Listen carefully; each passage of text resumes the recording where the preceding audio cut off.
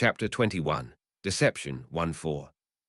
Chapter 10, Deception 1996, 1997. Percy is 20 and 33, Severus is 35, Harry is 16, and Dumbledore has 1 year left to live. July 1996, the Dark Lord and his followers sweep into July like a three-headed Cerberus let off a leash. Percy sleeps at the Ministry for 3 straight days, and he is not the only one transfiguring a desk into a bed, as the Death Eaters unleash a stream of Muggle baiting at a level previously unseen. Even Percy cannot muster up the energy to treat his father frostily when an entire day is spent dismantling curses on toasters and telephones, curses aimed to maim and torture rather than merely confuse or confound. The Ministry's lack of success with the Giants bites them in the 3rd week of July when devastation rages through the Muggle town of Somerset. Percy arrives on the scene with a medley of other employees, the distinction between the different Ministry divisions all but eradicated in the face of overwhelming need, and has to hold on to a blackened tree stump for support as he surveys the destruction wrought by angry giants. The entire town looks to be flattened, roofs ripped off houses, bodies littering the street in the imprints of massive footprints, trees still smoking gently. Hurricanes erupt, trumpet the Muggle newspapers, though the Daily Prophet soberly reports otherwise. Amelia Bones is killed the following week. There is no time for any sort of funeral. 3 other prominent Ministry heads are targeted within days, though they luckily are able to escape with their lives when they hear the first pops of apparition. The evening after he learns of Bones' death, Percy agonizes about sending Bill a note to enchant the burrow, but he cannot risk it, not now. Yaxley is at the Ministry, and if he is not yet a Death Eater, he will be soon. He watches Percy carefully, and so Percy does absolutely nothing, a perfect little Ministry employee. But the worst incident by far is that of the Brockdale Bridge. On a relatively calm summer day, the bridge unexpectedly begins to sway, sending a loud, creaking tone through the still air, a sound that haunts the nightmares of more than one Muggle in the weeks after. With a loud, abrupt crack, and a whispered spell by a Death Eater, lingering inconspicuously by the exit, the bridge snaps cleanly in half, sending 24 cars tumbling into the icy river and causing massive accidents on both sides. That would in itself be horrible, of course, but what makes it truly terrible is that Percy learns the following day that Fudge had known it would happen and had consented to the bridge's destruction. "What would you have had me do?" Fudge shouts hoarsely at Scrimgeour. The door is open, and dozens of Samba Ministry employees watch the proceedings silently. Scrimgeour turns on Fudge, the anger in his broad frame visible even from the sliver that Percy can make out from his vantage point, keeping a low profile as the 2 men he works most closely with in the Ministry tear at each other. Percy remembers the bridge's destruction from the first timeline, but he'd had no idea it was a planned attack, and one the Ministry could have prevented, or one that would happen again in this timeline. Drives those awful things from happening, given what he has changed and what he has not. We do not take ultimatums, Fudge. That was blackmail, pure and simple. He threatened mass murder if we do not stand by. It said so right in the note. That was mass murder. Over 30 Muggles died, and you told nobody. What would you have done? We could have warned the Muggle Prime Minister. We could have filled those cars with corpses. We could have been at the scene to try and apprehend those responsible. Fudge notices his audience and swells, his face purpling in rage. The door slams, but the vote of no confidence that is introduced that very night surprises no one. Percy, avoiding the harsh glare of the other Ministry workers who assume he must have known about the blackmail note, thinks bitterly that maybe he will sacrifice Fudge in order to get into Voldemort's good graces. Muggles imperious to torture their family members. Half the shops in Diagon Alley closed, the lists of the missing growing by every day. It had been this bad before, but Percy had thought they would finish their task before it got this bad again. One small bright spot is that Liam takes his advice and disappears without so much of a note, and 2 other Muggle-born clerks take his example and follow suit. Percy does not know where they disappear to, but he hopes they are clever enough to cover their traces.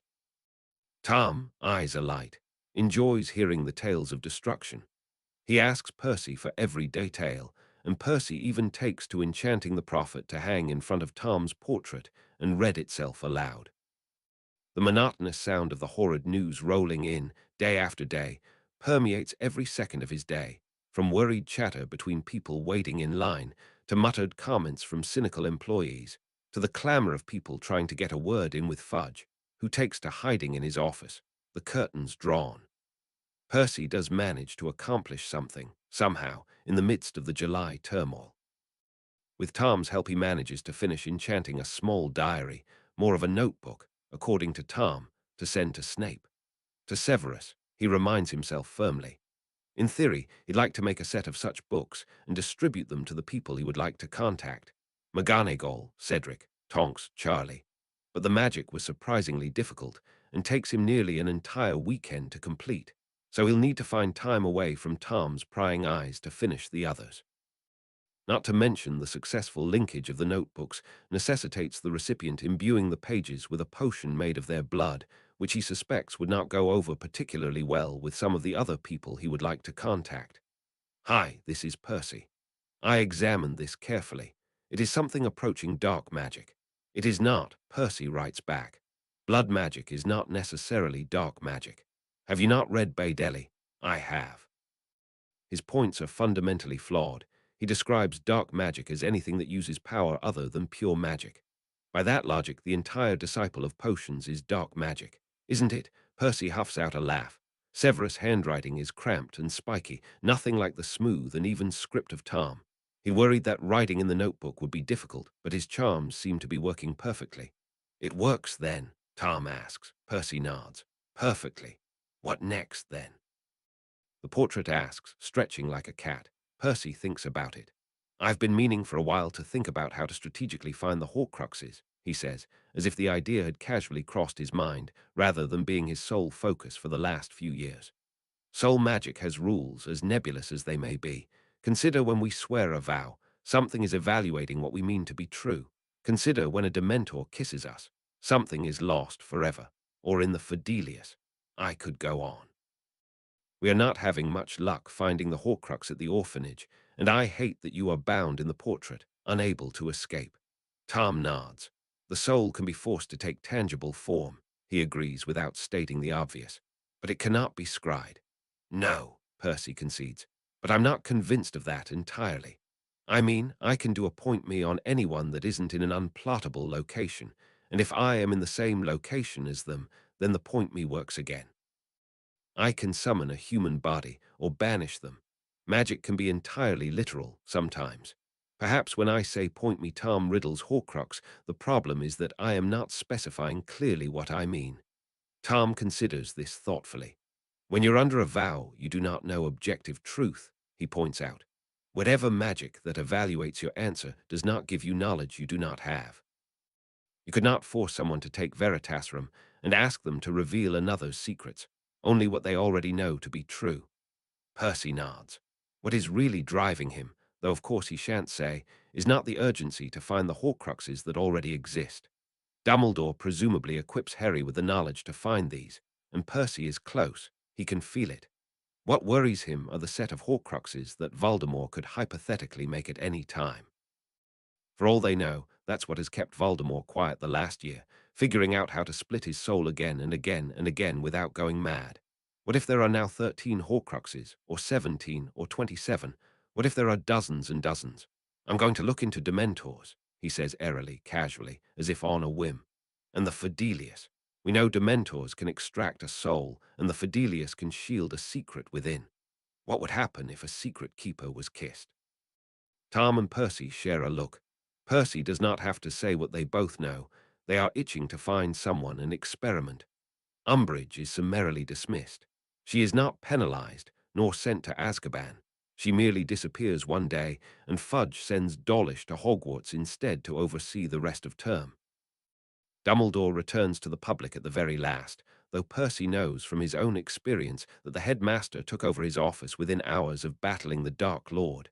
Dawlish reports that Dumbledore appeared like magic at the leaving feast to general clamor and admiration. Percy rolls his eyes. We can't alienate Dumbledore, Fudge mutters to himself at the news. He's too beloved, but he's got to see reason. If he knew you know who was back, why didn't he say anything? We were supposed to just take the word of Harry Potter. And what about Dumbledore's army? Percy does not say anything. Fudge has days left, by his count, and he hardly is going to implicate himself by agreeing to anything Fudge says. Percy had been planning on speaking to Umbridge to figure out how she controlled the Dementors, but he's not going to go after her now. He'll have to try something else, though he isn't quite sure how to approach a Dementor, save for visiting Azkaban, and Percy does not have the slightest bit of interest in attempting that maneuver. The very first weekend that Severus can get away, he and Percy go to visit the caves. Percy has been working on his transfiguration, and he takes a small boat out of his pockets and resizes it triumphantly. It is a simple rowboat, the simplest schema he could find in a book, transfigured out of a large oak branch he had felled in the fields behind the burrow, furtively obtained in the middle of the night. These types of single transfigurations are difficult. Percy, though by no means an expert boat maker, had to keep the intricate details of the model as tightly fixed in his mind as he could while willing the branch to take shape all at once. The easier approach, magic-wise, would have been to transfigure multiple branches into the requisite parts, but then Percy would have had to build an actual boat, and he is far better at magic than he is manual labor. Severus makes no comment, which Percy takes to be positive. They lower themselves precariously into the boat and speed across the choppy waves.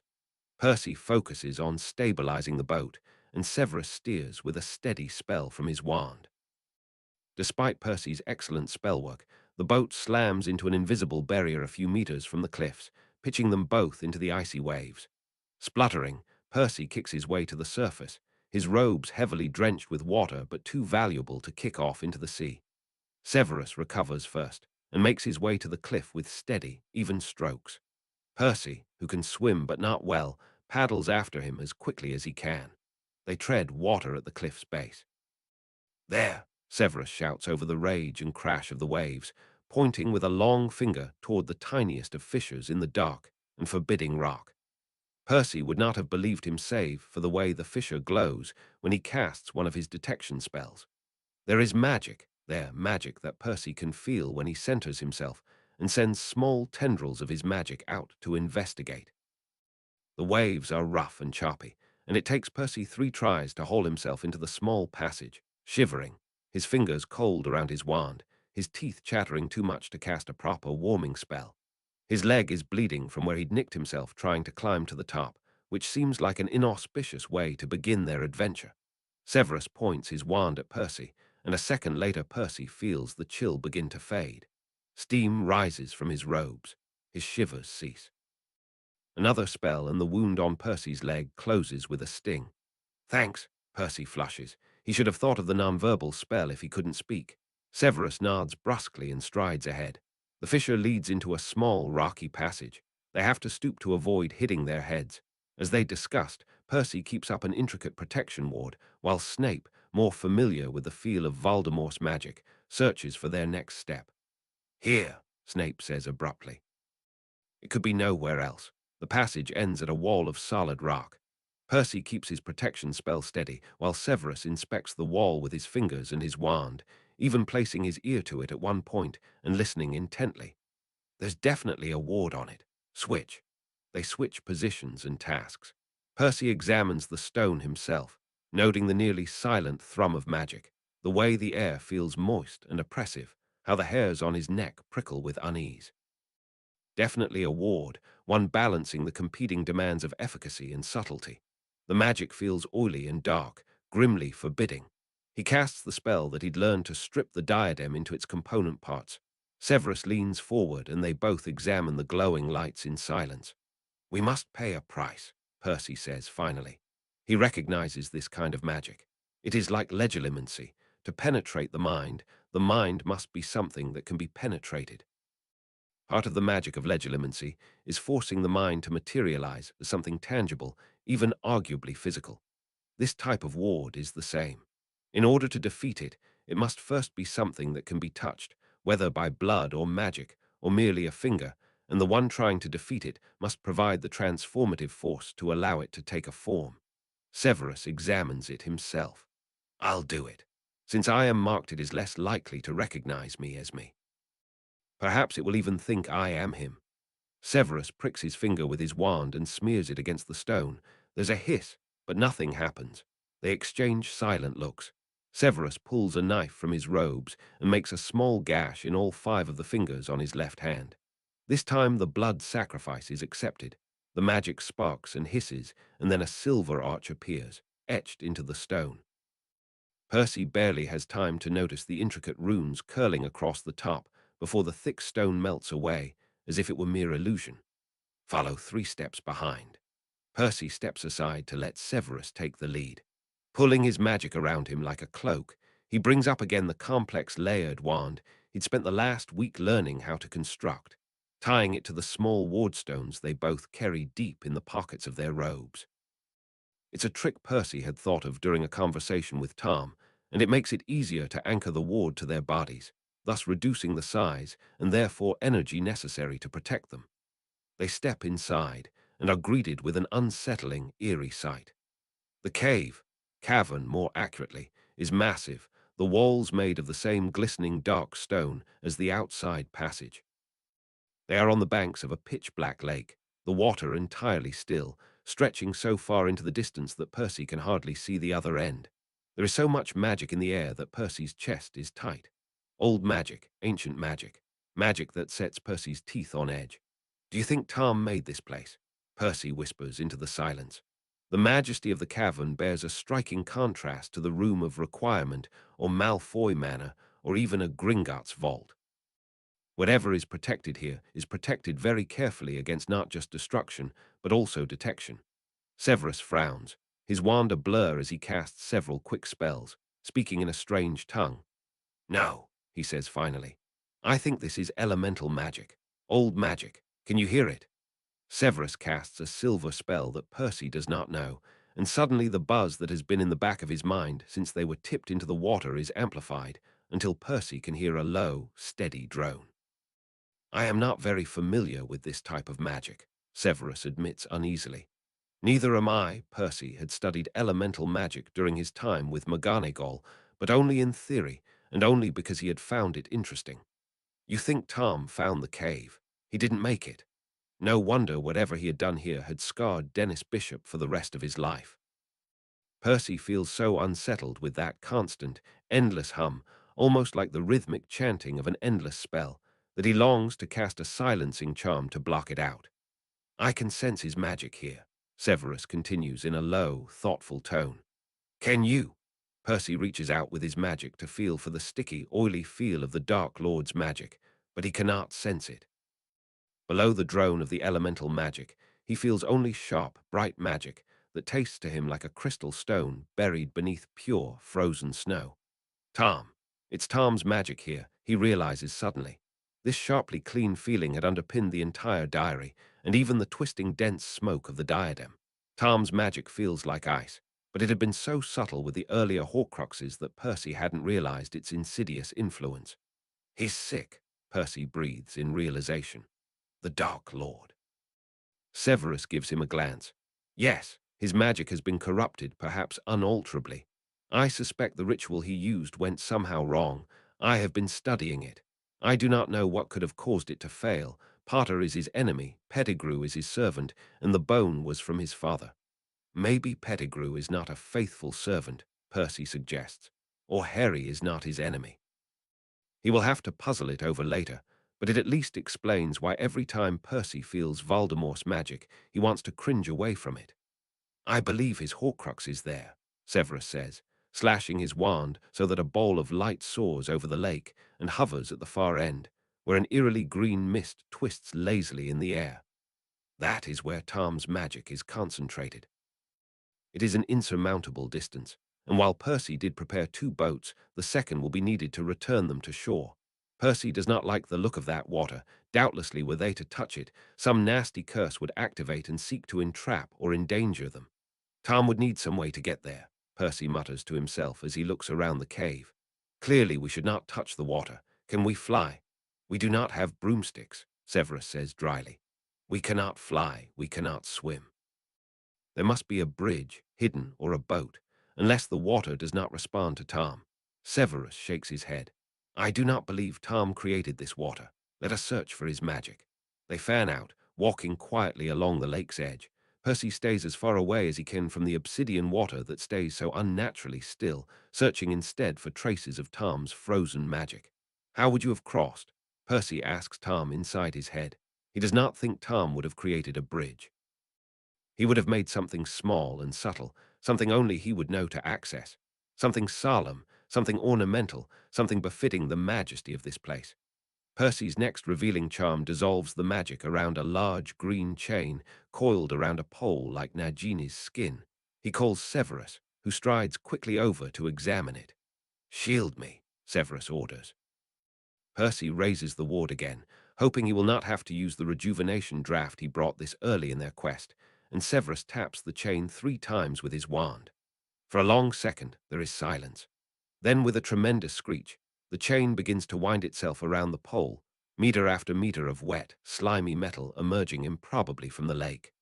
There's a splash, and a small boat materializes, making its slow, steady way toward the shore. The boat is very small and shaped vaguely familiarly to Percy.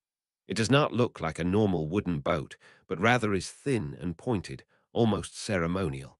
The bow has a thin pole that ends in a carved lantern covered in intricate runes. In fact, it looks like a funeral boat, Percy says in surprise. It looks like the boats that purebloods use during the funeral ceremony, where a body is cremated and the ashes pushed out to sea to return its magic back into the elemental forces that created it. Tom would think that was funny, Severus mutters, casting a diagnostic spell on the boat as it bumps into shore. Percy nods in agreement, hearing the shadow of Tom's laugh float through the back of his mind. It looks relatively benign, but I think it will take only one of us. One adult wizard. Percy queries, what if I were an animagus?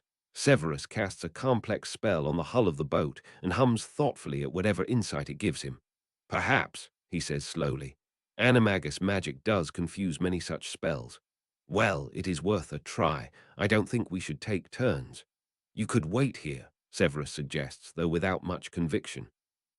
It is hard to say whether it would be a mercy for one of them to wait behind, or consequently to force someone to go ahead alone. Percy does not honor the suggestion with a response. He transforms into the lynx and trots up to the boat, sniffing it carefully. His lynx nose reveals no secrets that his wand could not find. Looking back at Snape, who trains his wand on Percy's form, hopefully ready to summon him back if it becomes necessary, Percy leaps neatly into the boat. He winces, his nose to the ground, his body tense, but the boat does not move. A second later, Snape steps delicately inside. Percy senses his body also tense, but the boat merely begins to move, slowly, automatically, making its steady way across the glassy lake. The lake smells heavily of a strange, sulfuric essence. Inferi, Severus says quietly. Percy whines in dismay. Tom may not have created the cave or even the lake, but he doubtlessly was responsible for populating the bodies inside. There are so many people that it would be a mercy to kill, Tom whispers in Percy's memory, and Percy whines quietly. We're getting closer to the center. Percy can see the mist gathering above them and hear the soft splash as the boat cuts neatly through the water. He peers carefully over the edge, and deep inside the water he sees flashes of milky white skin. The boat docks automatically at what seems to be a small island.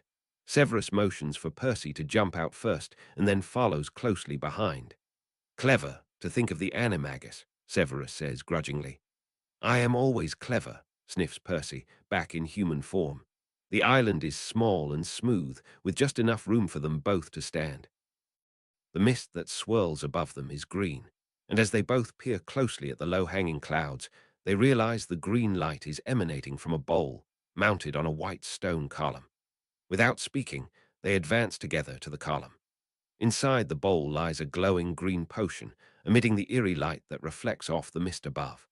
By mutual agreement, Snape conjures a vial and levitates it above the brew, directing it gently to dip and scoop some of the liquid. He examines the vial closely, holding it up against a lumos and even carefully sniffing at the top of the glass. I am not familiar with this potion, Severus says slowly. It has a base of dragon tears and nettle. I believe the viscosity may be due to the Stral blood. Everlasting beetles. Note the mist emanating from the basin. He trails off, continuing to examine the potion closely. Percy begins casting diagnostic spells at the basin itself.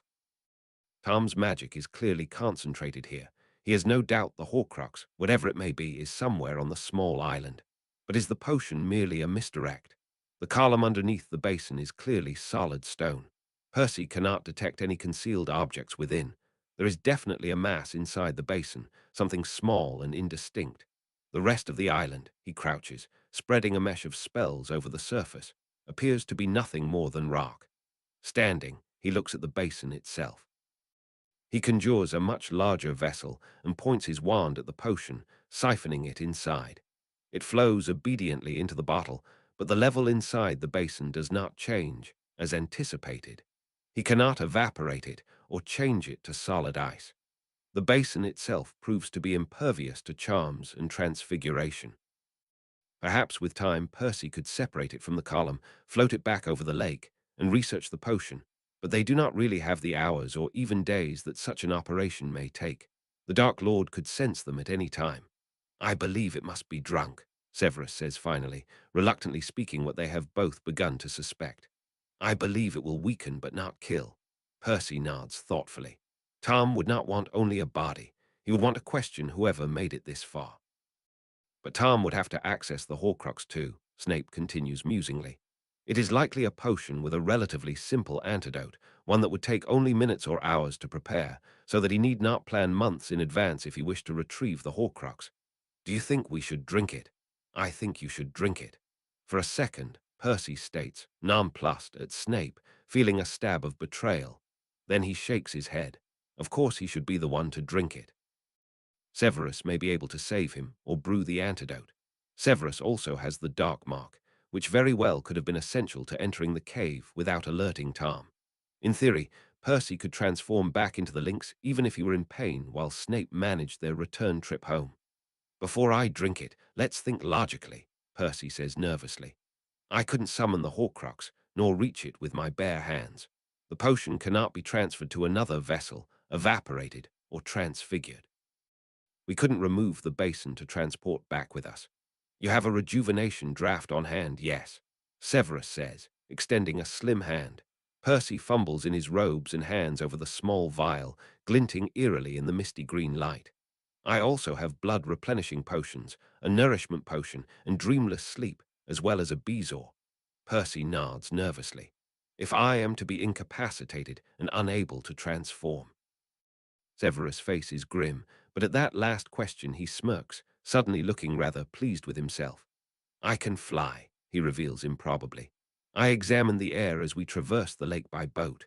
I believe if I do not touch the water I will be able to fly back. You can fly. Percy gapes at Severus. Flying, truly flying, is thought to be an impossible skill. Can you teach me? I was taught by the Dark Lord himself, Severus says, his eyes shuttered as he recalls some long-ago event. If we succeed in our mission to bring down the Dark Lord and we're both alive, I will teach you. Now, the potion, you may have to drink it all. I will force you if necessary. Percy nods.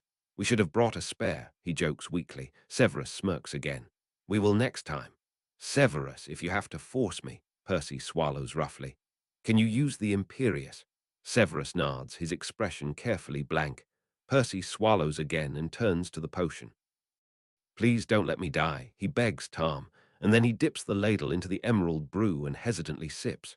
It burns like fire slithering down his throat, coiling like flames in his stomach, throbbing like boiling steam as it spreads throughout his veins. He cries out, clutching to Snape for support as it spreads throughout his body. Burns, he spits out, his face beaded with sweat, the heat growing behind his ears, his head beginning to pound. Weasley. Focus on my voice, Severus says, his low and steady voice as a cool balm. Percy inhales raggedly and focuses on Severus as the man begins to outline calmly the ingredients in a rejuvenation draft. Better, Percy sighs, and Severus soberly feeds him another sip. The burn this time is better, perhaps because Percy knows what to expect. He breathes steadily, focusing on Severus' voice, ignoring the way his magic seems to hiss and spit inside his body. In fact, he's beginning to grow cooler. Like the steam he imagines rising from his body has grown cold and fallen as droplets back onto his fevered flesh. He begins to shiver as his body reacts to the sudden change in temperature. Percy, what is it? What do you feel? He's only vaguely aware of Snape supporting his head as he spoons more lava into his throat. He normally may have claimed that physical pain could trump any other, but as he stares unseeingly ahead of himself, the smolder of the potion is nothing compared to the pain of his heart that threatens to overwhelm his entire body. For Percy sees his soul, or something like it, hovering in the air, and he sees that it is blackened and dirty and covered in slits, leaking golden sparks of magic into the air. He sees that he is nothing but a selfish, arrogant shell of a man, unable to befriend anyone other than a Death Eater and a ghost, unable to win the respect or love of his family. He's been in this new timeline for over a decade now, and he has accomplished nothing save for cursing his father with incredibly dark magic and setting a basilisk on the school. Percy, Fred says, his voice weak and full of tears. You're my big brother. I'm sorry, Percy sobs. Fred, I'm so sorry. I didn't know what to do. But you knew what to do this time, says George, his voice harsh and unforgiving. Percy's soul pulses, and he watches with a terrified gaze as George's ghostly form leans over and tears part of it away. You knew and you did nothing. Just another sip, Percy, Severus says from very far away. Percy sips obediently and slumps even lower to the ground. His mother strikes him with her fiery hand, and he moans in self-recrimination. You wanted me to marry the man who tried to destroy me, Marley says with scorn. You are no son of mine, Percy. I'm sorry, he mumbles through slurred lips. He does not remember the rest of what he sees, but the pain and despair and hopelessness of it all will stay with him for the rest of his life. He will feel it every time he sees a Dementor, every time he wants to cry, every time he fails at something. He does not know it, but Severus looks at him with something like pity as he faces his demons, as his family blames him for their deaths, as he watches his failures rip apart his soul with their hands, as he realizes that he is nothing and never will be. In a way, it is like the Phoenix song he once heard, an indelible stamp on his soul that he will never be able to recall in its entirety. For what Tom had known at this age, before time and power led him to forget, is that despair and fear can be worse than torture, that losing hope can sear more than the cruciatus. Everyone has buried in their souls something to despair, and that desperation can be more debilitating than any number of curses. Severus knows this intimately. So do the poor ministry employees that huddled for hours in whatever small crevice they could find, scratching at their ears with ragged fingernails until they bled in a futile effort to escape the whispers of self-recrimination and fear wafting from the Dementors. So did the 34 muggles that plunged down a sickly and dizzying drop to their deaths on a bridge they thought to be safe. 7 sets of parents exchanged one final look of hopelessness and love and sorrow as their children screamed for help in the backseat. So did Amelia Bones, sacrificing herself so her sister and niece could flee with their lives. So did Draco Malfoy, watching a professor's blood ebb slowly across his dining room table. His father's wand spinning in the hands of the most evil wizard of their time, so will Hermione Granger, pointing a steady wand at her parents as she erases herself from their lives. Without fear, Tom is nothing, and Percy understands that now, whereas he never did before. Gradually, Percy becomes aware, in a distant sort of way, that he's choking on a bezoar, retching out the foul green liquid. He has the presence of mind to panic. He cannot give up, he cannot do that again. But Severus shushes him, his voice low and soothing, his hands steady and comforting on Percy's shoulders. Drink, Severus says when Percy has finished vomiting. He hands Percy a glass bottle filled with liquid, and Percy drinks eagerly. His mouth and stomach feel scorched and dry, like the blackened and charred tree stumps left behind by the giant's rampage. What? Percy gasps out. Do not talk, Snape orders. It was a locket. I retrieved it. Can you transform? Percy reaches inside of him for the core of magic that has been there for his entire life. Destination, deliberation, determination, he chants, and a second later the world swims and settles in front of his eyes as he shrinks. He's vaguely aware that Severus picks him up, that they make their way slowly across the lake. that Severus keeps him under one arm as they plunge into the shockingly cold water and swim to the edge of the wards. Severus treads water for a second and then somehow spins on his heel in the water. With a flash, they are on dry land, and Percy realizes belatedly that he is in his flat, his lynx nose pressed to the rug, smelling the old ink still stained onto the bristles. "What happened?" he hears Tom demand. "We retrieved a Horcrux for you, my lord," Snape says. Percy shivers as the warmth of the other man's body leaves him, and then relaxes when the warming charm covers him like a blanket. "You did." "Where? Which one?" "A locket, my lord." Tom sighs in deep appreciation. "A fitting Horcrux to use," he says. "Created with that infuriating Smith woman, you know. Let me see it." "My lord, do you know what Percy drank?" "The draught of despair," Tom says dismissively. "The locket, Snape." Percy blinks blearily. He manages to transform himself back to a person just in time to hear Tom shriek with rage. "That is not my locket," Tom hisses angrily. "I used the locket of Slytherin. This is a mere fake. You would have me believe this is my Horcrux, Snape. You dare try and mislead me." It's not real," Percy croaks out. A second later, Snape is at his side. He feeds Percy something from a vial, the rejuvenation draft he realizes after it fills his belly with warmth. "Open it," Tom demands. Severus releases Percy, who struggles to sit upright on his couch, and plucks the locket from where he'd set it to hover in the air in front of Tom. "To the Dark Lord," Severus begins to read. Percy frowns and tries to focus. Severus is reading from a small scrap of parchment, encased inside the locket. "I know I will be dead long before you read this, but I want you to know that it was I who discovered your secret." Severus pauses. "Go on," Tom commands, his voice as cold as Percy has ever heard it. "I have stolen the real Horcrux and intend to destroy it as soon as I can. Face death in the hope that when you meet your match, you will be mortal once more." R.A.B. Severus' face is inscrutable. Tom's is incandescent with rage. Percy's eyes flick between them nervously as he struggles to take in what had just happened. They hadn't gotten a Horcrux. All of that, and they hadn't gotten a Horcrux. "Who is R.A.B.?" Tom growls. "My lord, you do not know." Tom howls with anger, and Percy cries out, his head feeling like it may split. "My lord," Percy gasps out. "We will find him. We will bring back the locket." "Get the cup," Tom orders coldly.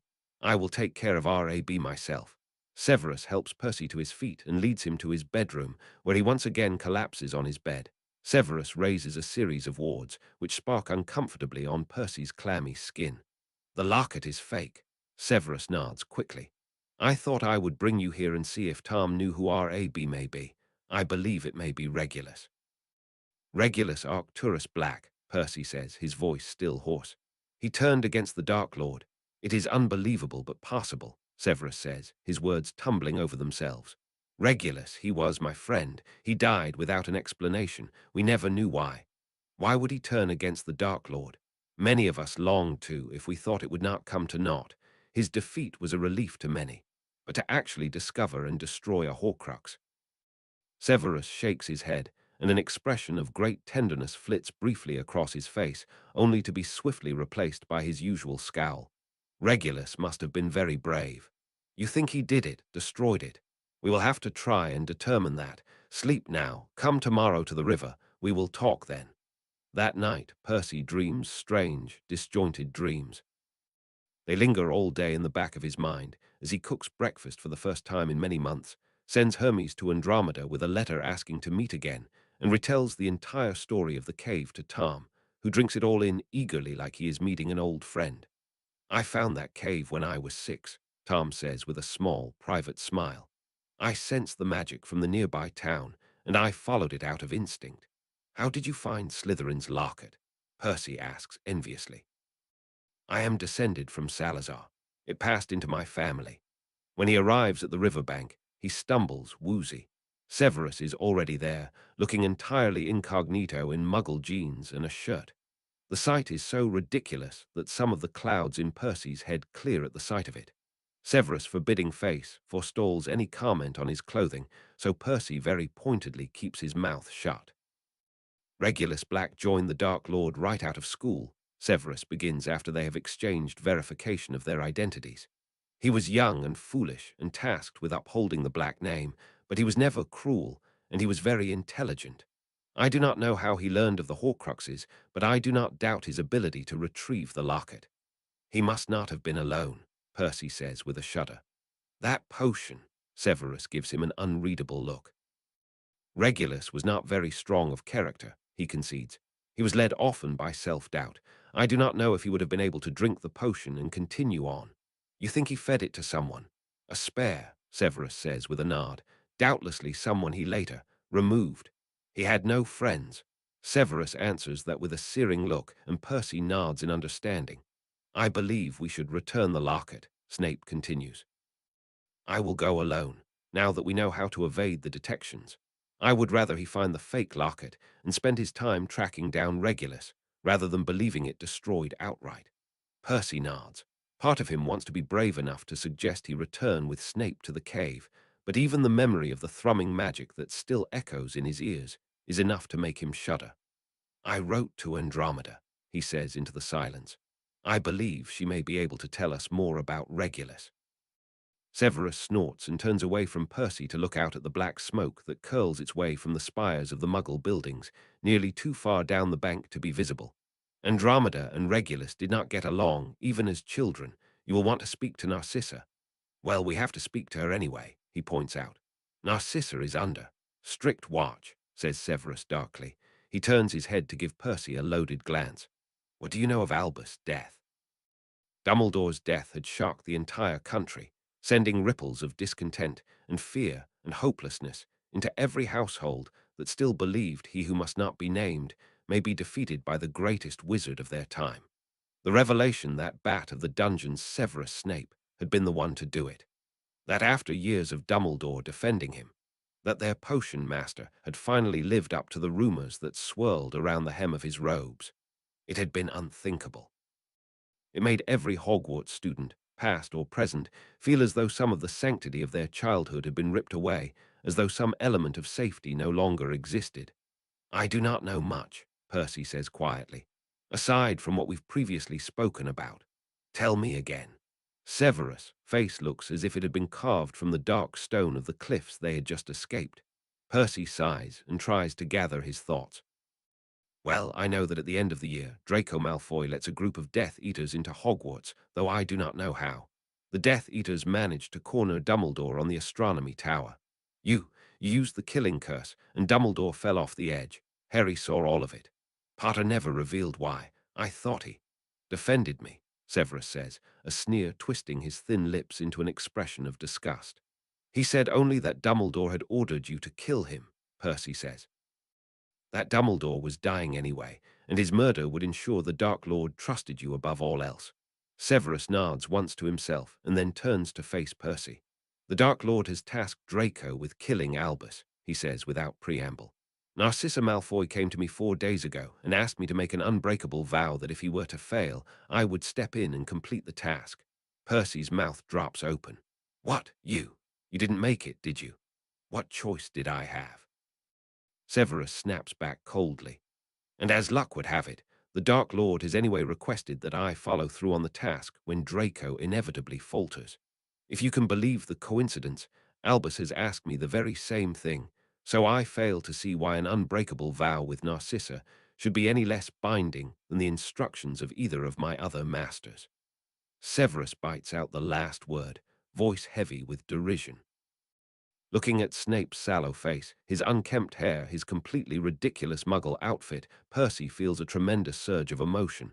I'm sorry, Severus, he says gently. This burden, it's unthinkable. I do not need your pity. It is not pity, he protests softly. Sympathy, perhaps. I would say empathy, if I could dare imagine what you must be feeling. What they ask of you is not fair, and they offer you no recourse if you were to refuse. Severus grunts in what could be agreement if one squinted and examined the sound closely. Percy presumes that Severus would not welcome any other comments along those lines and clears his throat, changing the subject abruptly. Dumbledore is dying then. Yes, Severus says curtly, a hint of annoyance crinkling the edge of his large nose. He found a ring, heavily cursed. He put it on, though I cannot tell you why. I managed to contain the damage to his hand, but he will not live the year. A ring, Percy says thoughtfully. A Horcrux.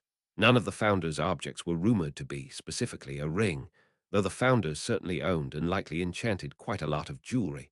But Tom had not mentioned a ring, nor had Harry, nor had any of the research he'd done into Tom Riddle turned up any mention of a ring. Severus shrugs lightly, likely having reached the same conclusion as Percy. Perhaps. Albus does not appear to trust me with news of the Horcruxes. Why? Surely he trusts you above everyone else, protests Percy. I believe he thinks my position makes me vulnerable, bites out Snape. But nobody is better at occlumency than you. Isn't that what he told Harry? Evidently he said that only to convince Potter to acquiesce to the lessons.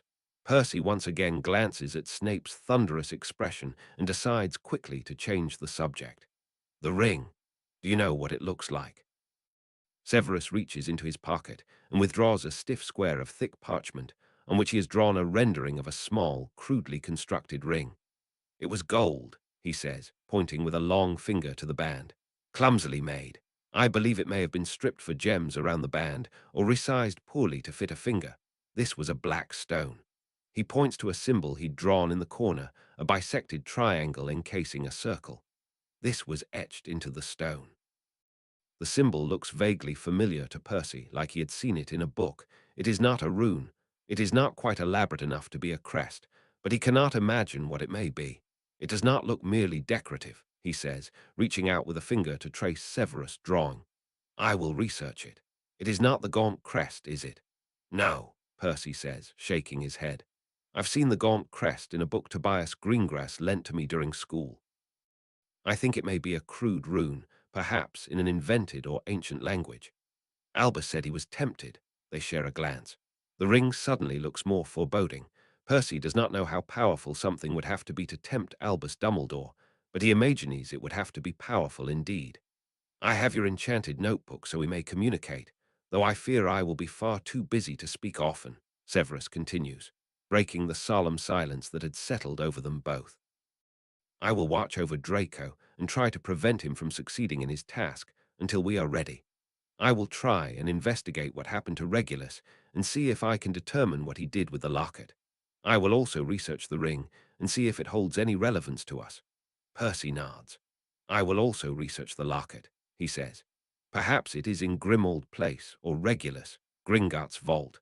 I will try and monitor Narcissa's vault to see if she makes any withdrawals. We need to speak with her, Severus. She is being watched, he repeats. But I will see if I can invent a reason for her to speak with me privately. Also, I told Dumbledore to allow you entrance into Regulus' room as your entryway into Grimmauld Place. I mentioned that it remains unused, and that Potter and his friends are unlikely to broach Black's privacy by entering. That was smart, says Percy admiringly. I will look through it thoroughly, of course, though I doubt Regulus left the Horcrux somewhere so easily accessible if he did not destroy it. We're getting closer, though. Of the 6 Horcruxes we know of Tom's diary, Hufflepuff's cup, Slytherin's locket, and Ravenclaw's diadem, Percy continues. I think it likely Gryffindor's sword may be the next one. Perhaps we can use the sorting hat to summon it and investigate it. That makes only 5, Severus points out unnecessarily. Percy starts in remembrance and tells Severus of what he'd overheard the Dark Lord say in the ministry. I fear he is making another, he finishes, which could mean either that he never completed all 6 prior to his death, or he is unstable enough to believe making more would be tenable. Severus purses his lips together. He does not have to say what they both know. If Voldemort begins to make more Horcruxes, they will never truly know when their task is finished. We will proceed with the 5, Severus says finally. When you next come to Hogwarts, we will try for the sword. Perhaps I should tell my suspicions to Albus. I feel he must be searching for the Horcruxes already. If he dies at the end of the year, he will have to tell Potter what he knows. Perhaps we can use that to our advantage. Percy nods thoughtfully. And the mark? Severus exhales forcefully. I have suggested to him that he not mark Draco. I have said that Albus plans to search each student for the mark upon their return to school. Percy swallows against the lurch in his stomach and tries to straighten his shoulders. If I do not have to be marked, I will join. You do not need to be marked to be in his service, says Severus silkily. It is no simple matter to pledge the vow to serve the Dark Lord. We don't know what the last Horcrux is, Percy says, his voice growing more steady as he continues. We don't know if he's making any more Horcruxes. You can't do it all alone, Severus. If I join his forces, I will be able to investigate as well. We need to know what they are. Severus holds his gaze for a long, silent moment and then nods. Practice your occlumency, he orders. I shall test you before I allow you to present yourself. You will have to think of a reason why you cannot be marked. You are not a student. But I am junior assistant to the minister. He will want a way to watch you. You will not be trusted. You are an obvious choice to be planted by Dumbledore as a spy. Well, what if he can watch me? Percy thinks of the pile of buttons in his room, waiting to be turned into localized wards. What if I can wear something, a bracelet or a ring, something that will mimic the properties of the mark without branding my skin so visibly? That may work, Severus says thoughtfully. Percy finds that Tom is an extremely helpful asset in the process of replicating his dark mark into a ring. The enchantments behind the dark mark are truly brilliant. 17-year Tom had done absolutely indescribable things with the protean charm that Percy would never have thought possible. If Percy had any doubts about his desire to study soul magic, after this is all over, they would have been completely assuaged by the revelation that Tom corrupted an ancient ritual to lay an indelible mark on his victim's soul. Tom says it merely binds the magic, but Percy knows enough about the magic-soul duality to understand that to do one is to do the other. The dark mark sits like a parasite on the victim's soul, absorbing and monitoring its magic. It does not do anything as plebeian as allow Tom to spy on his victims, Percy, but it allows him to feed off their magic, to exert control over it if necessary, to find them at any moment, and to render them immobile with a touch of his wand. In a way, it is similar to the ritual to create the Horcrux, or at least what Severus believes is the ritual to create a Horcrux. Just as it binds the victim to Tom, so it binds Tom to the victim, such that it darkened of its own accord as Tom grew stronger, such that Percy rather suspects the victims at times feed off Tom's magic too. It is an interesting question. When Tom is destroyed, truly destroyed, will it harm all of the Death Eaters indelibly? Will part of their souls be ripped when Tom loses all of his? If Percy must be marked, will he suffer the same fate? Tom likes the idea of a brand, but he likes the idea of a ring, too. The decision to mark every single follower with a very conspicuous tattoo is the kind of idea that appeals much more to a teenager than to an adult. The diadem Tom is closer to Percy's true age. He can see the problem with marking every single follower. Jewelry would be much less conspicuous. I've been thinking, Tom says lazily, but Percy is attuned enough to the portrait to hear the low thrum of intensity in his voice. Percy does not look up from the silver ring he is experimenting with, but the muscles in his back tense. I believe you should present me to the Dark Lord. At this, Percy cannot help his head from snapping up. What? Tom leans back with a smirk. It is clear he will need to be eliminated, he says coolly, as if the answer were obvious. It is equally clear that I cannot trust you to find the Horcruxes. He may destroy you, Percy points out. You are planning on eliminating him. I can convince him otherwise, says Tom self-assuredly. Or he'll use you to augment his own power, Percy argues. One slim advantage they have is the Dark Lord is undeniably erratic and more than a little mad. To think of him as more sane, it would be a disaster. What if he checks on the other Horcruxes and finds them gone? Tom's voice is low and intent. He won't.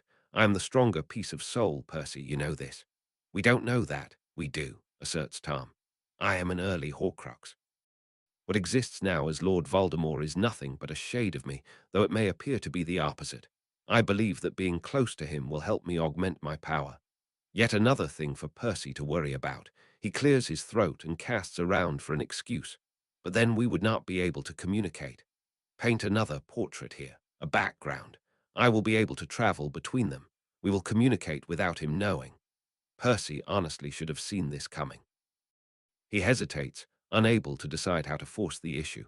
He absolutely cannot introduce Tom to Voldemort, but what can he say otherwise? We'll have a direct line into the Death Eaters, Tom says, his voice honeyed and convincing. He shan't think of looking at the other Horcruxes. I'll convince him otherwise. He won't think I'm a threat, since I am merely a portrait, and he'll reward you handsomely for my discovery. You won't get very far as a lowly Death Eater, Percy. You haven't fooled me. I know you want to destroy the Dark Lord. I, Tom smiles, and it is almost sad. I want to destroy him too. He is not me. I can live without that part of my soul, but what he is trying now is liable to destroy everything I have ever worked on. I know you, Percy. The world I hope to create is a world you want too. I do not want needless war and fighting. I care little for the affairs of muggles and mudbloods. I am not a murderer. I want only to make our society stronger, to further our understanding of magic, and to leave behind the archaic and stifling conditions that have prevented our society from progressing past the Dark Ages. I have not yet given myself entirely to the dark arts as he has. I am not him, Percy. I am the boy you spoke to in the diary. I am powerful, I am ambitious, I am capable, but I am not evil, not yet. Percy swallows roughly around a lump in his throat. I want to destroy him because he is destroying us, he says softly. I cannot risk that you will betray that goal. I will not, Tom says. He sighs and meets Percy's gaze, his serious expression incredibly lifelike despite the layers of paint. I am not proud of what I have seen from him, he says slowly, softly, as if the very words are tortuous to admit to in front of Percy. This, more than anything, convinces Percy. Tom is incredibly vain. To admit to these failings is incredibly humbling. But it is not too late for me. It is not too late for us, for all of us. You understand that, don't you? If you saw a mistake that you'd made, and you had a chance to right those wrongs, you'd do it, wouldn't you? Even if it meant destroying part of yourself. Percy had done it. He'd destroyed whatever version of himself lived in that previous timeline. He'd destroyed the whole timeline, if some theorists were to be believed. At best, he'd left behind a visible absence, a family who would mourn his disappearance without ever understanding his motives for leaving, a life that would never satisfactorily be ended. He'd never get word to them, never explain to their faces why his actions were worth it. And he'd done it out of selfishness, hadn't he? As much as he pretends to have a higher, noble purpose, he had traveled back in time to save his brother and absolve himself of the great, burdensome guilt of not acting when action was just and right. You can trust me, Tom continues softly. Percy looks up to find the portrait watching him intently. I promise, Percy. Trust not my word but my disgust at what he is if you must. But trust me. August 1996, no, says Severus. I do trust him, says Percy. They do not have much time. As the summer draws to a close, Severus becomes increasingly busy. This may be their last furtive meeting at the riverbank. And he's right. The Dark Lord will never trust me, particularly if I am trying to argue my way out of a dark mark. Even if he does let me in, he'll hardly involve me in anything that matters. Tom will betray us both to the Dark Lord at the earliest opportunity, Severus says over the end of Percy's words, his voice stern. Really do not believe that he will. You would be risking my life and yours, and I will not allow you to risk mine. This discussion is over. Severus, you may not call me Severus if you insist on acting like a beleaguered child, bites Severus, and Percy swallows angrily past the entreaty he had been planning. I have been researching Horcruxes extensively. We must view Tom as a version of him, as dangerous in his own right. We're not handing him a wand and standing in line to be felled. But Percy does not abandon the idea. It lingers in his mind, and he begins working on the background he will need to maintain in his flat. For convenience's sake, he copies the previous design, and Tom supervises him, occasionally adding his own commentary. At night, he researches vows. He may trust Tom, but only to an extent. If portraits have enough magic to speak and think and conjure books out of a painted bookcase, do they have enough magic to make a vow? Unbreakable vows rely on souls, but some rely on magic. Percy has sworn 3 vows in his life, one to Tom, on the basis of his magic, one to Severus, bound to nothing more than their shared respect, and one to Dumbledore, with his soul on the line should he err. All are binding in their own way, so why shouldn't he able to bind a portrait as well? Percy is so busy that he cannot work as well on the localized anti-apparition wards he was hoping to build.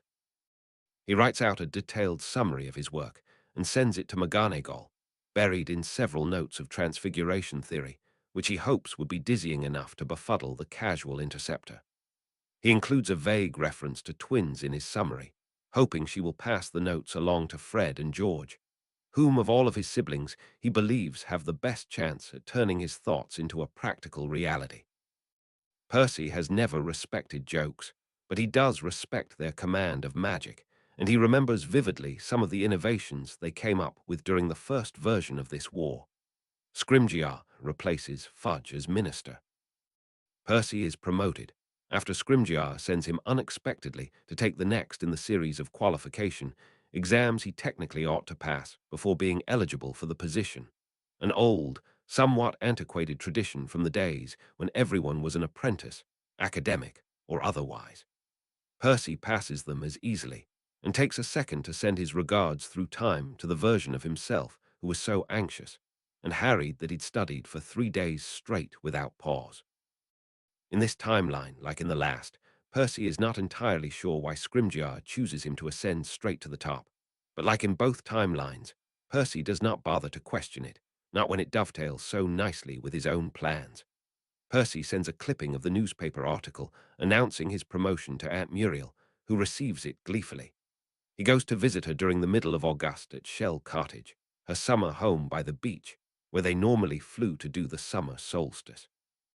It is too late for the ritual, but they stand companionably by the water nevertheless, breathing in the cold spray and allowing the crashing of the waves soothe some of the turbulence in their thoughts. Auntie Muriel looks old.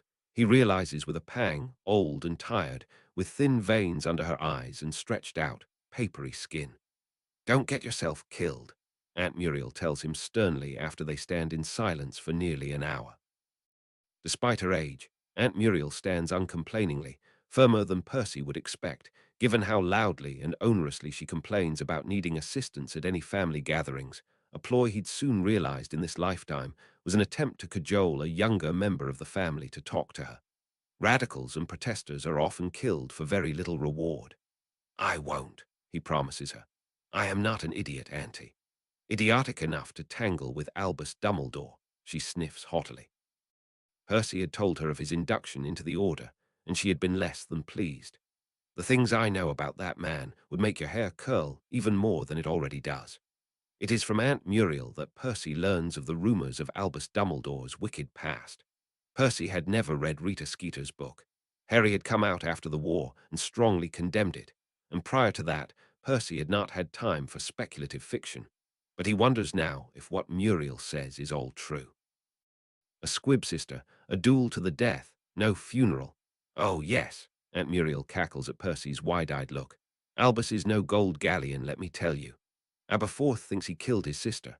Aunt Muriel shrugs and turns, reaching out for Percy's support as she navigates the tricky path back to the house. "Well, according to my cousin Barry, who of course was particular friends with Aberforth, if you catch my meaning. My mother always thought it was merely resentment. Imagine, you're the second Dumbledore son, and all you do is own a nasty little pub. Once Rita finishes her book, it'll be all out there anyway." Percy privately thinks it is unlikely that Albus Dumbledore, for all Percy dislikes the man, murdered his own kin. Percy has no trouble imagining Aberforth resenting Albus' success, however. And perhaps Dumbledore was indirectly responsible for Ariana's death. Maybe the family spent all their money on Albus, or neglected Ariana in some other way, or perhaps she wandered into the bad end of his wand. But it's an odd thought, to think of Dumbledore's actions in the context of an old man responsible for the death of a younger sibling. Percy certainly does not need to feel pity for Dumbledore, and of course the death must have been many years ago, though he supposes he knows better than most that such a pain never truly goes away. "I want you to stay safe, Aunt Muriel," says Percy, changing the topic.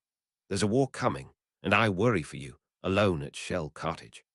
The rest of your blasted family is up to their freckles in whatever is going on, so don't worry about me," sniffs Aunt Muriel with a grimace. She snaps her fingers to the house elf, who bows slowly and makes his languid way off to the kitchen to fetch some tea. If Percy had a house elf, he'd want one with a bit more vigor, particularly since he's hungry nearly all the time now, his appetite returning to him in a fervor now that Barty no longer hovers above his every move. "And I won't be alone. Did you know that William is trying to make this a safe house, without so much as a how do you do for his dear old aunt?" Nice to have some company, though. Percy rolls his eyes. He's happy, objectively, that Bill will ward Shell Cottage, but it is a classic Bill move to not consider Aunt Muriel's feelings on the matter. A safe house that will house refugees, or a safe house for you and Bill. I bloody hope a safe house for William and I only, says his aunt with a shudder. I'm too old to be housing strays. You're welcome to come as well, boy. It would be nice to have my heir by my side. I am content where I am for now, Percy says truthfully. I reckon I'll spend some nights at the Order headquarters, so you don't need to worry about my safety. But the war is going to get worse, Auntie. You had best be prepared. I have lived through 2 wars already, and I shan't be killed in this war either. You tell your family the same, you understand. There is an excess of you, but I do not want any of you to be killed. His aunt grumbles. Move quickly beyond the sentimentality, she continues. What of Charles? He's not returning to put his life on the line. Percy had not heard from Charlie in many months. He does not want to risk writing to him. In the last timeline, Charlie had hid out the entire war in Romania, which, while not entirely honorable, was by far the safest course of action. No, best to let Charlie stay exactly where he is. One fewer brother for Percy to worry about, after all. I sincerely hope not. Maybe you can send Ginevra and Ronald out of the country, Aunt Muriel muses. Ginevra especially. She is far too delicate for a war. Given that Ginny somehow manages to run a year-long resistance campaign against 2 high-level Death Eaters at 16, Percy does not particularly think she is too delicate for any of what follows. Ron, perhaps, but not Ginny. Nevertheless, he'd rather she not have to rise to the occasion. It bears thought. To his surprise, the next morning at breakfast, the Prowett house elf creakily announces a visitor in the middle of the postprandial tea.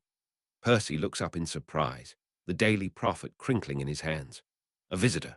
Aunt Muriel looks displeased, but hoists herself up and orders the house elf to show the guest to the parlor, or what passes for it in the tiny shell cottage. Their visitor is McGonagall, wearing her standard black robes, her hair pulled back tightly into its standard bun. When she turns to face them, her robes move stiffly, and he narrows his eyes at her, recognizing the sound of bandages concealed beneath her clothes. Nearly invisible near her hairline is a faint, shimmery magical scar, clearly still healing. What happened? McGonagall and Auntie Muriel make the exact same sniff at his rude outburst. Percy catches himself quickly and colors in embarrassment, rephrasing his question. You look unwell, Professor. McGonagall presses her lips together tightly. Some Aurors thought it prudent to remove me from the school. Aunt Muriel cackles. Hope you got the better of them, Minerva. McGonagall barks out a laugh and then looks faintly surprised at herself. I did my best, Muriel. May I speak to your heir in private? Percy turns pleading eyes on his aunt, who archly ignores him. Look after this one, she orders before hobbling out of the room. Left alone with McGonagall, Percy feels suddenly once again like an 11-year-old, sitting in her office during his first year, waiting for her judgment. They exchange pleasantries. She compliments the work he'd sent her to pass on to the twins. He inquires after her recovery from her injuries. They spend a few neutral minutes discussing how dreadful all of the past months have been. Then she walks briskly over to Aunt Muriel's side table, pours 2 glasses of her finest centaur-made scotch, hand-turned in barrels by the folds of the litter, and levitates one to Percy without comment. Percy takes his glass hesitantly. It's barely 10 in the morning, and he does not have the stomach for alcohol these days, if he ever did.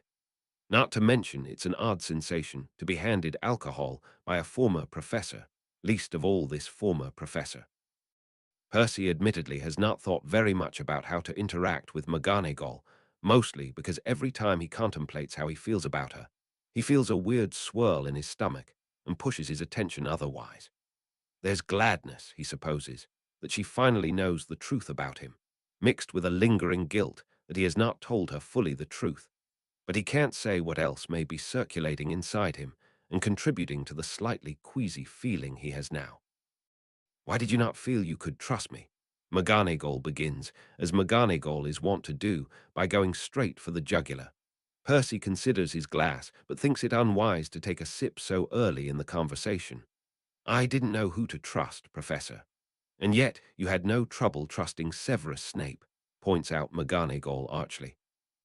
She exhales through her nose and says, I, of course, think very highly of Severus, but it is unlikely for any of his former students to think the same, even those like yourself, who enjoyed an intimacy that was, you must admit, atypical for him. Percy has to wrinkle his nose at intimacy. Severus caught me practicing dark magic in Hogwarts, he admits, figuring it better to tell a partial truth than an untenable lie. He told me that he had been a Death Eater in the last war, but that he regretted it had he been older when he had made the choice to study dark magic. When I learned that Barty was a Death Eater and started to realize that I may be in over my head, I thought Severus a more natural choice of confidant.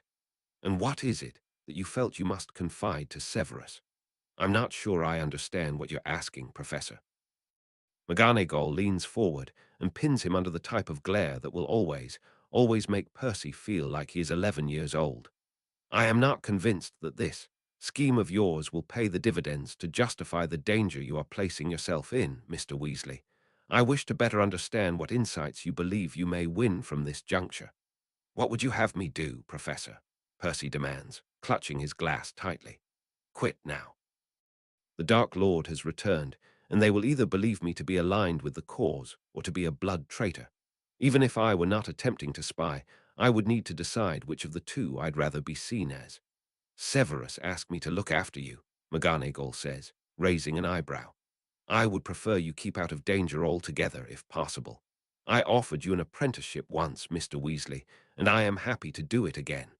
Percy does not even have to think about it. Professor, I cannot pass this war hiding out in Hogwarts. And anyway, he adds in his head, Hogwarts will be a Death Eater's camp in a year's time. You will die, Mr. Weasley, snaps his old professor, and suddenly he sees a surprising line of vulnerability wavering around her thin, wrinkled lips. He's so used to thinking of McGonagall as infallible and inscrutable that to see even a hint of a waver on her normally taciturn face is deeply unsettling. I am not in the business of sending my former students out to die without cause. But it's not without cause, Percy says, and something softens his voice until he's almost pleading. Professor, I know you must think little of me, and I cannot blame you. I often think little of myself, too. But think of the Order, Professor. I went to King's Cross last winter, and they were all gathered, dropping Harry and my brothers off at school, with Sirius Black running around as an animagus. I know Dumbledore is one of the most powerful wizards of all time, and I'm not disagreeing with that, but do you really think they'll be able to win a war just with the power of love? I've seen the Death Eaters, Professor. I worked with one for an entire year. They have money, power, cunning, and a plan. So your plan is to, what, circumvent the Order entirely? Percy shrugs. In truth, he does not know what he planned to do with the Order, given he'd all but written them off long before, figuring there was no way to interact with them without revealing his many secrets. Now that Severus has forced his hand, he's not sure how to best proceed. I think I can get us information that we need, information that might help to balance the odds. You said it yourself. Everyone's frightened of Severus, but nobody is frightened of me. Barty Crouch told me all about how he resurrected the Dark Lord, just because he thought I was impressed by it. Narcissa Malfoy invited me into her house every week for a year. Lucius is so tempted by the idea of stealing me from my father that he personally vouched for me in front of the Dark Lord himself. We don't have anyone else in the Order that could say the same, not unless we recruit Draco Malfoy or one of the other younger Death Eaters, and I can't imagine who that may be. McGonagall snorts, perhaps at the image of going to Draco Malfoy for help. They subside into silence, and McGonagall takes a contemplative sip of her scotch, though Percy doesn't dare try his.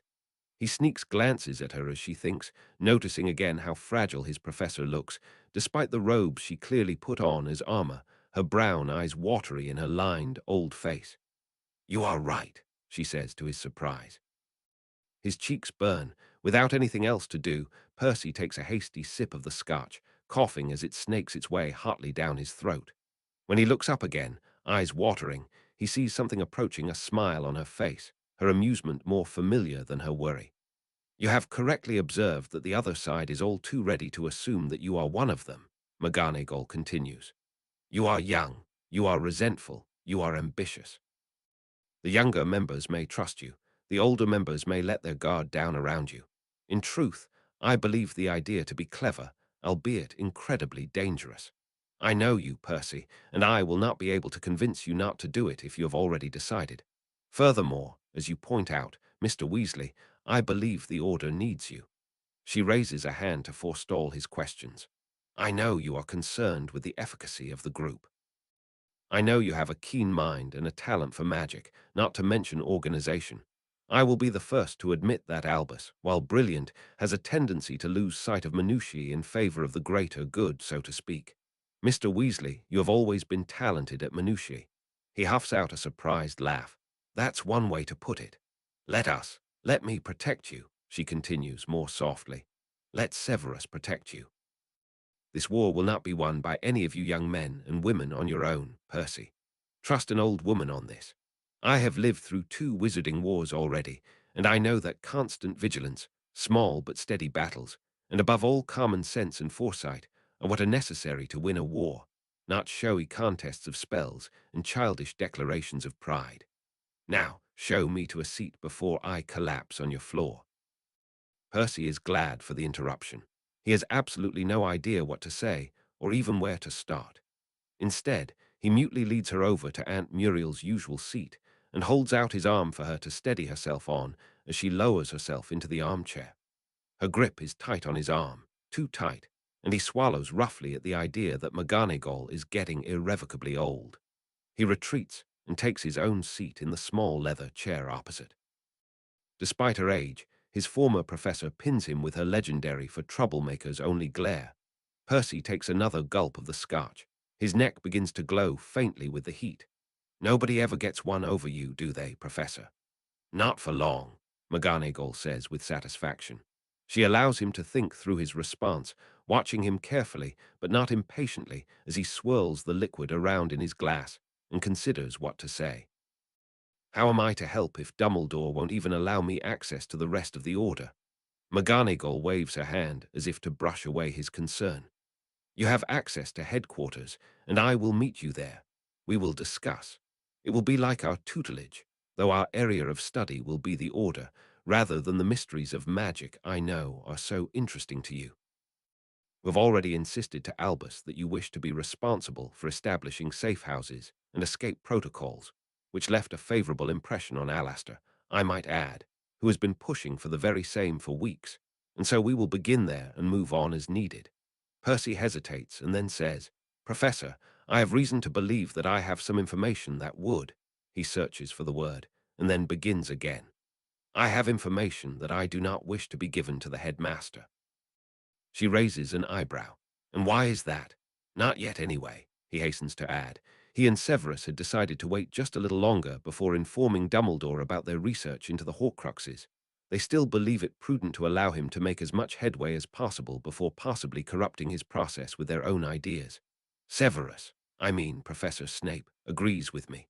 McGonagall's eyebrow remains raised. Why? He bites his lip before responding. Believe we have obtained information about something that is providing the Dark Lord with power, he says carefully. We have reason to believe the headmaster is searching for the same weapons, shall we say. We believe our chances of success are higher if we do not influence each other's search. It is difficult not to act on others' assumptions once you know them. The other eyebrow ascends to meet the first as she mulls over what he said. But we ought to aim for efficiency, should we not? McGonagall counters. Why waste time to allow you both to research the same thing? Professor, if we are wrong about this, it would be catastrophic, Percy says lowly. We believe the headmaster is already beginning to search for these weapons, and he has not confided in you nor Professor Snape. Why? What if he misleads us in an attempt to forestall our efforts? What if we are wrong and he wastes time on that error? Albus is a brilliant man, she argues. I think you ought to trust him. The Order does not keep secrets, Mr. Weasley. You ought to learn that now. We are stronger together than we are apart. Professor, Percy looks her solidly in the eye. Professor, did you know the headmaster has been cursed and has barely a year to live? McGonagall stares at him nonplussed and then takes her turn to drink hastily out of her glass. Look at his hand. Professor Snape barely managed to contain the curse. He ordered him not to tell. Professor Draco Malfoy has been instructed to kill the headmaster, and the headmaster ordered Professor Snape to complete the task if Draco fails. He told you none of this. Not to mention, my very presence in the order is a secret, is it not? McGonagall takes another shaky sip. We need to trust the headmaster, she insists, though Percy notes that she does not question the truth of what he is saying. The headmaster needs to trust us, but he does not. He is acting unpredictably. I am not saying this out of any pride, Professor. Professor Snape agrees with me. Professor, imagine. He trails off and then forges forward, almost desperately. Imagine if at the end of the year Professor Snape murders Albus Dumbledore. It will be public, it will be cruel, it will be a massive shock to us all. We can see why that would aid his position with the Dark Lord. But I do not believe the headmaster intends to tell you. The war will be even more devastating, and you will believe that your closest ally has killed your leader.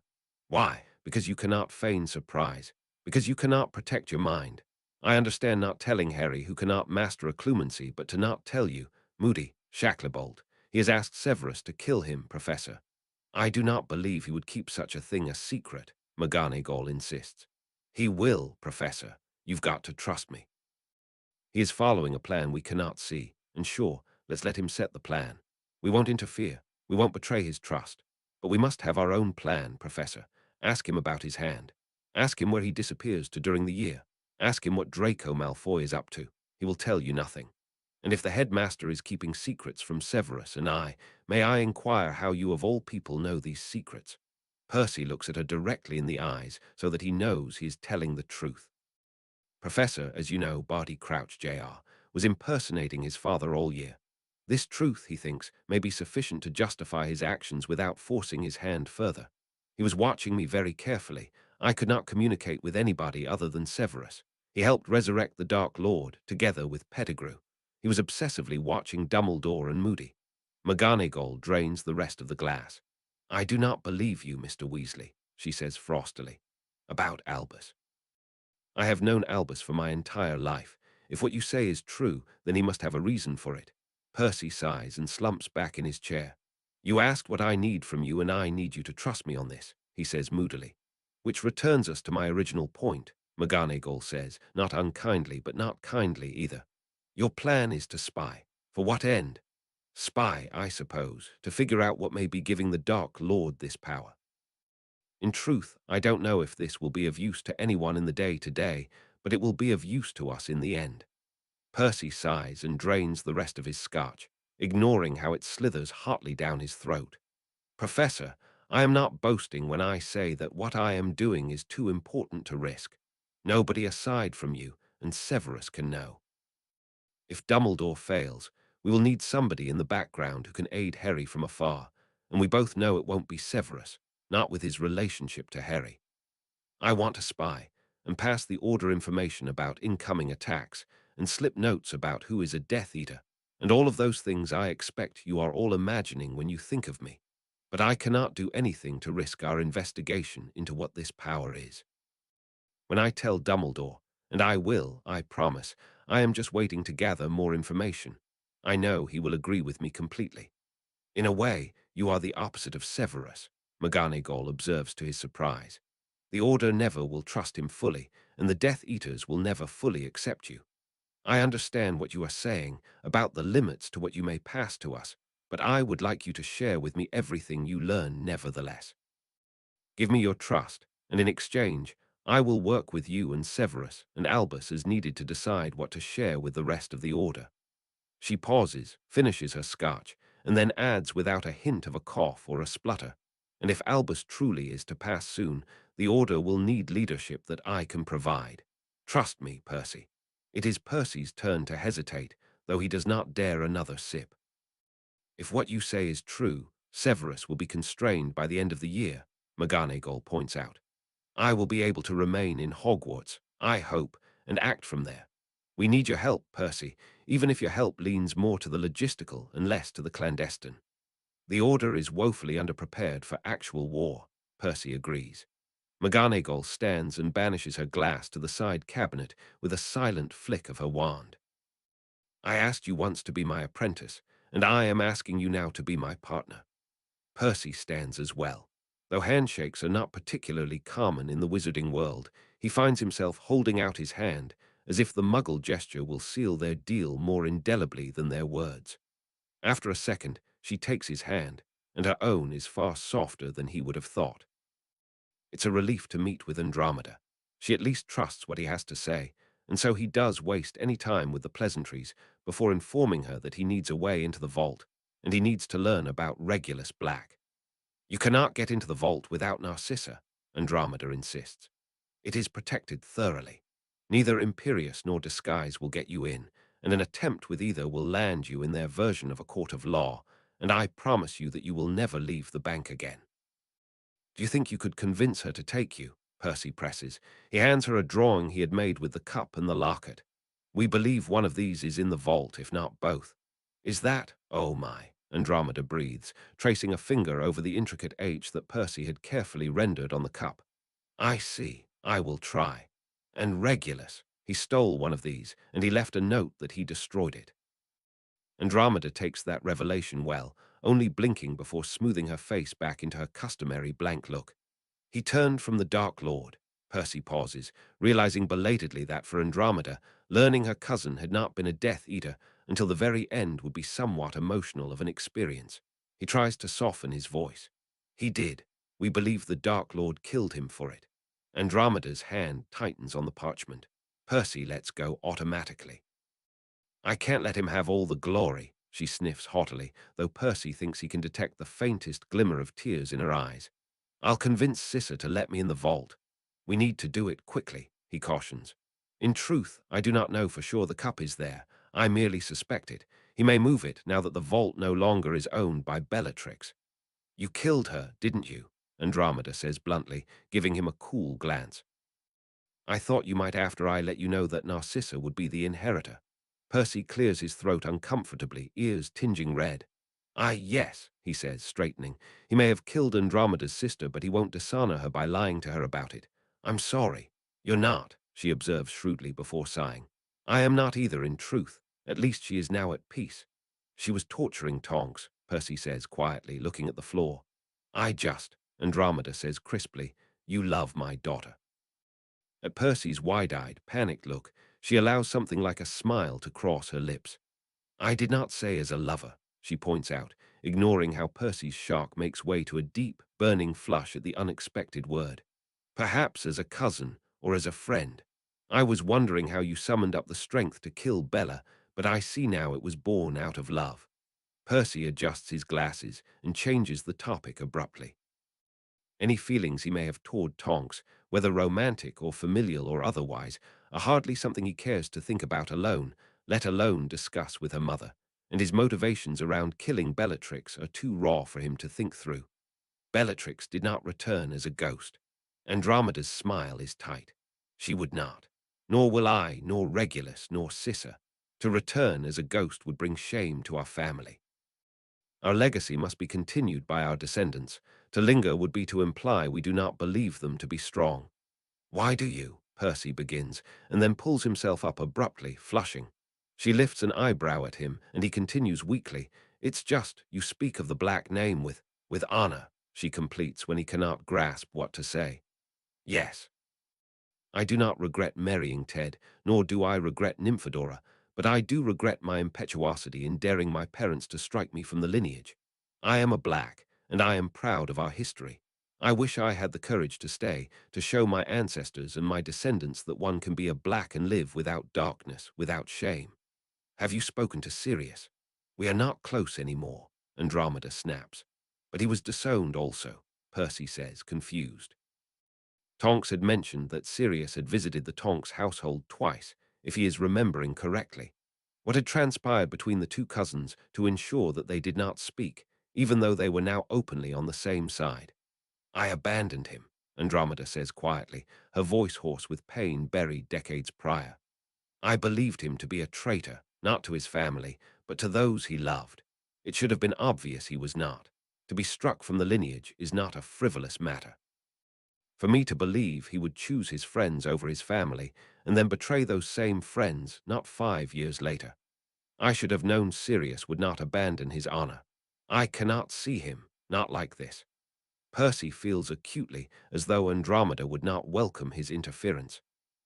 But equally so, Percy knows about doubt, about being doubted, and while he may have told himself sternly that he would turn away any of his siblings who came to him, in truth he would have welcomed any of their presences in his life. "He is very ill," Percy says quietly. "He is still not awoken." A faint tremor laces her words. "He sleeps still. Bellatrix cursed him," Percy says delicately. "I think if there is any chance you may be able to help him live, you should take the opportunity. I believe Dumbledore would give you the secret if you asked. I would tell you it myself, but I do not have much sway in the group, not when my inclusion is so new." He hopes that by framing it as such, she won't take his inference as condescending. She nods once briskly, and then there is nothing much more to say. Cedric, Tonks, and Percy walk into a bar. To be accurate, Cedric is already at the bar. A somewhat seedy-looking joint in the alley squashed between Nocturne and Diagon, looking a bit uncomfortable around all of the rough-looking wizards in cloaks. Percy notices him immediately when he walks in himself, perhaps his aura of genuine goodness, so annoyingly inculcated in the Hufflepuff prefects each year, and for Cedric likely perfected in his dual tenure as Hogwarts head boy and Hogwarts champion, is what stands out among the rest of the inhabitants of the bar, and takes the long way round to get to him, changing his appearance yet again, turning his hair this time to black. "Hooray, the cannons!" Percy asks when he sits, the phrase they'd agreed upon during the last meeting to exchange verification of their identities. Cedric starts at Percy's unfamiliar face, hidden under self-transfiguration, and belatedly responds, "Well, outlook isn't the best, but I have hope." Tonks arrives shortly after. She looks more different than expected, sporting a jaunty brown barb and a hard-set jaw.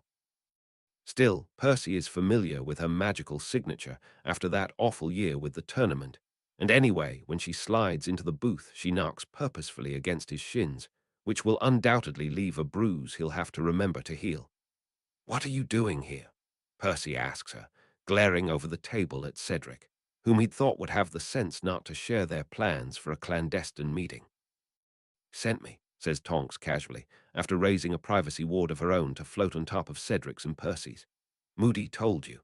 He said he wasn't bloody likely going to babysit you, and he thought you were a bit soft on me, so he thought I might have a better chance of learning what you're really up to," says Tonks unabashedly, taking the full tankard in front of Cedric and stealing a swig. She wrinkles her nose. "Next time I'm picking the bar." Percy settles back in his seat, scowling. "Glad to hear Moody thinks so little of me," he snaps back.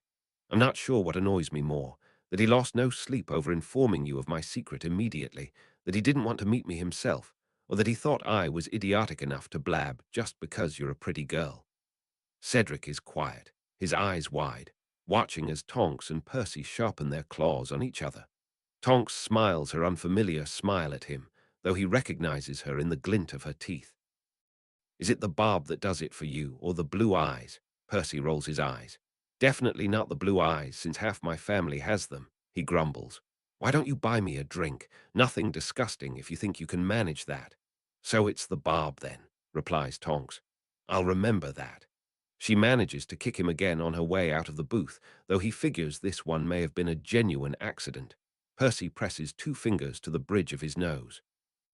When he removes them, he sees Cedric watching him curiously. "What?" "Nothing," says Cedric, a crinkle of a laugh in his own blue eyes. "Just wondering if you are a bit soft on her." Percy gives this the disdainful look it deserves. "Well, I'm pretty sure she's practically engaged to Lupin, so it doesn't matter either way." "To Professor Lupin," Cedric repeats, appropriately scandalized. "Why, he's ancient." "Who is?" Tonks asks, sliding back with 2 frothy mugs. Percy gives his a dubious sip, and then immediately gags. He shouldn't have asked her to get him something not disgusting, given he'd bet the Philosopher's Stone she chose the worst one on purpose. "Your boyfriend," Percy says nastily, though he has to admit he's so relieved to see Tonks again, to hear her cheerfully teasing him, to see evidence that her magic is working well. And he's relieved Moody told her, since Percy was hardly going to do it himself. "Remus is not ancient," says Tonks, laughing instead of taking offense. "He's 35, a perfectly normal age, and I would remind you all that despite my good looks I'm older than you both." "So you are engaged to Professor Lupin?" Tonks frowns. "Engaged? Not hardly. We've only been dating a few weeks. What with Sirius still down with the curse, Remus has been out of his mind with worry." Perhaps Tonks had had an accidental pregnancy, which warranted the marriage. Percy does some quick sums in his head, but can't figure, given he wasn't invited nor informed of their wedding. But it seems rather uncharacteristic of Tonks to accidentally get pregnant. In fact, he can't wrap his mind around her performing the requisite acts at all, least of all with Professor Lupin, who, despite being the same age as Severus feels to Percy, several years older. He clears his throat uncomfortably and looks to Cedric. "So is this why you called me here?" "To gossip about our love lives." Cedric smiles winsomely at Percy. "Yes, actually." At Percy's obvious shock, he hastens to continue. "McGonagall gave me the idea. She pointed out that she was going to work closely with you as a, well, not a professor, but certainly someone more professional. Least, to work together with you to implement some of the ideas you had for the Order." Some of his grace disappears as he flumbles through this explanation, his cheeks growing red. Percy is reminded that Cedric is just 1 year older than Fred and George, and therefore not even to 20. "Anyway, she said that you would likely work with Moody for the Ministry, since she said you thought it likely the Death Eaters would try and target some Ministry individuals. But apparently Professor Snape asked for my involvement specifically, and Professor McGonagall told me that our task, is to remind you of your age and your anchor." That's the phrase she used. "Of my age," repeats Percy, his voice laden with skepticism. Tonks snorts. "To remind you that you're human, you idiot," she cuts in, relieving Cedric of his burden. "To laugh with you and listen to you complain about your boss, even if your boss is a Death Eater. To be your friends." For one terrible second, Percy is 11 years old, and Professor McGonagall is telling him that he needs to socialize, and all but bullying him into joining the chess club or the painting club or making at least one friend. For that 1 second, a surge of embarrassed resentment flickers inside him, and he wants to knock over his tankard of disgusting frothy beer and storm out of there. Then he sees Cedric and his terrible earnest eyes, and he feels Tonks press her foot against his understandingly, and he remembers how bloody alone he felt all of last year. Percy is a Gryffindor, even if he forgets it sometimes, and everyone else often doubts him, so he exhales a deep breath and sends his anger away to fly out of the open door and dissipate into the night. It's not a weakness to want company, he tells himself sternly. Even Tom enjoys when Percy is there, and even Severus seems to value Percy's company, if only nominally. And McGonagall had been hurt when Percy hadn't confided in her, and Myrtle had said she'd missed him, and Landon had invited him over to say goodbye. Maybe he has learned something in this timeline, and this is McGonagall's way of reminding him. "Thanks," is all he can manage, but Cedric and Tonks seem to understand, and launch gaily into a discussion of how many years post-graduation one could date a former professor, and whether the semantic detail of Tonks not having Lupin directly negates some of the oddity of dating someone who used to grade their essays. It is astonishing how quickly life changes in the wizarding world. It is as if a lamp has been extinguished. Seemingly overnight, people begin hiding inside, fleeing the country, withdrawing their valuables en masse from Gringotts, and stockpiling on food. Some people purchase reasonable provisions, wizarding tents, preserving hampers, medical supplies. But the vast majority seem to believe that if they stay inside their homes and turn out their lights, the Dark Lord's growing army will simply believe they are not home. Severus fixes the date of his introduction to the Dark Lord for August 31st, the day before Draco will return to Hogwarts. Percy practices his occlumency obsessively, constructing false memories, hiding damning ones, and bolstering his shields. The secondary portrait is finished. Not his best work, but Tom practices stepping into it. It will do. Scrimgeour spends most of August warring with Dumbledore in a futile attempt to convince the headmaster to coordinate their attack on the Dark Lord. Percy feels a bit of pity for Scrimgeour. He is truly trying his best, a rare type of politician that is willing to put his life on the line for his duty, and Dumbledore stonewalls him completely without providing any sort of explanation as to why. He won't let Auras patrol the school, he won't let the Ministry update the wards around the guards, and he flatly denies Scrimgeour's attempts to pry into what Dumbledore may know about Tom. Percy supposes Dumbledore feels he is justified in his mistrust of the Ministry.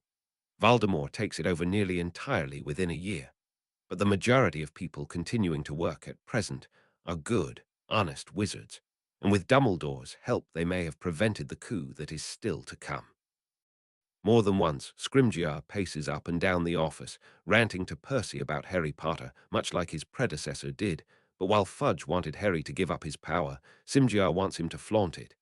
If he is the chosen one, then we need him to reassure the public, Scrimgeour says often. He needs to be trained. He needs to be protected. August seems like it would be such a long month, but it passes in a blink of an eye. The night before his reintroduction to the Dark Lord passes in a heartbeat. Severus spends nearly an hour attacking Percy's mental wards and then only reluctantly pronounces him ready. You must be prepared for him to mark you, Severus warns him for what must be the 10th time. He may not trust your circlet. In fact, I still believe it folly to dare present it to him. He will view it as arrogance. I think it is worth the risk for me to try. And Tom. Percy bites his lip and then says in a rush, I believe he has enough magic to make a vow. Percy, we can at least see if he would make the vow, Percy says hurriedly, ignoring for the moment that in his outrage, Severus said his first name.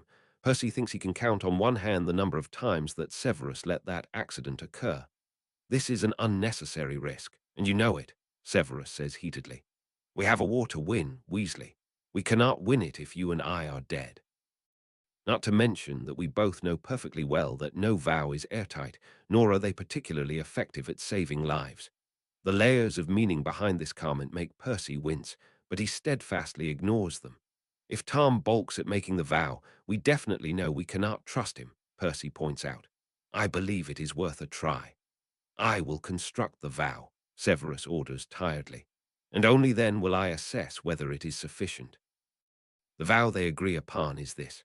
I swear on my magic and my soul not to betray the true intentions of Percy Weasley and Severus Snape to any person or creature, including any other Horcruxes, shades, or manifestations of myself, and or Tom Riddle, and or Voldemort, and or the Dark Lord. I swear I will cooperate fully with Percy Weasley and Severus Snape to destroy the part of Tom Riddle that calls himself Voldemort. I swear I will not conceal information or otherwise mislead Percy Weasley and Severus Snape in any manner or for any reason. He might want us to take the same vow, Percy points out, and we cannot agree to the last. If he wants us to take the vow, then we do not indulge his desire to speak to the Dark Lord, says Severus coolly. When they present this idea to Tom that night, Percy watches carefully, and he sees a hint of resentment flit across Tom's face before it is carefully concealed. An understandable precaution, Tom says, his voice smooth as butter melting on a warm day. I will make this vow with the addition that our agreement ends the moment the Dark Lord is destroyed. Planning on betraying us, are you? Severus inquires acerbically. Tom is not fazed. I intend to step back into my identity, he says calmly. I will not spend the rest of my life obliged to report on my behavior to two other wizards. I assume you would not do the same. Percy glances at Severus, whose lined face is unreadable. He stares at Tom for a long moment and then says abruptly, Weasley is too soft to threaten you, so I will. We know how to destroy Horcruxes. We may not know what the others are, but we know you are one. If I receive any sort of hint that you have betrayed us in any way, I will immediately destroy the portrait and tell Albus Dumbledore what I know of your other Horcruxes. And here I thought you were an ally, snaps Tom, as if he were not fazed to be threatened. I was, Severus says, and the expression on his face abruptly turns to one of longing if Percy had to put a name on it. I am an ally of the Tom Riddle I once knew. I have said before that I would have followed him to the world beyond this, and that is still true. But I am not convinced that you are worthy of his name, and I am certain that the man calling himself the Dark Lord is but a pale imitation of what he once was. Percy feels a frisson of irritation as Tom looks steadily at Severus, as if they are the only two men in the world. Then Tom nods, and Percy lets out a breath he had not known he was holding. I will be that man again, Tom promises softly. I swear this to you for free. The next night, Severus apparats them both to Malfoy Manor. Though all three have practiced in detail what they plan to say, still Percy stumbles when he arrives, a haze of panic penetrating his shields when he catches sight of the familiar facade of the manor, the white peacocks like sharp shards of ice against the dark stone. You prepared a will, did you not? Severus says quietly in his ear. Percy swallows and nods. He's had a will in Gringotts since he turned 17. Then do not fear. Even if you die today, I will finish your task. This, for some reason, comforts him, and he's able to take in several deep breaths and feel his heart return to its normal cadence. Let us go. The walk through the manor is the same.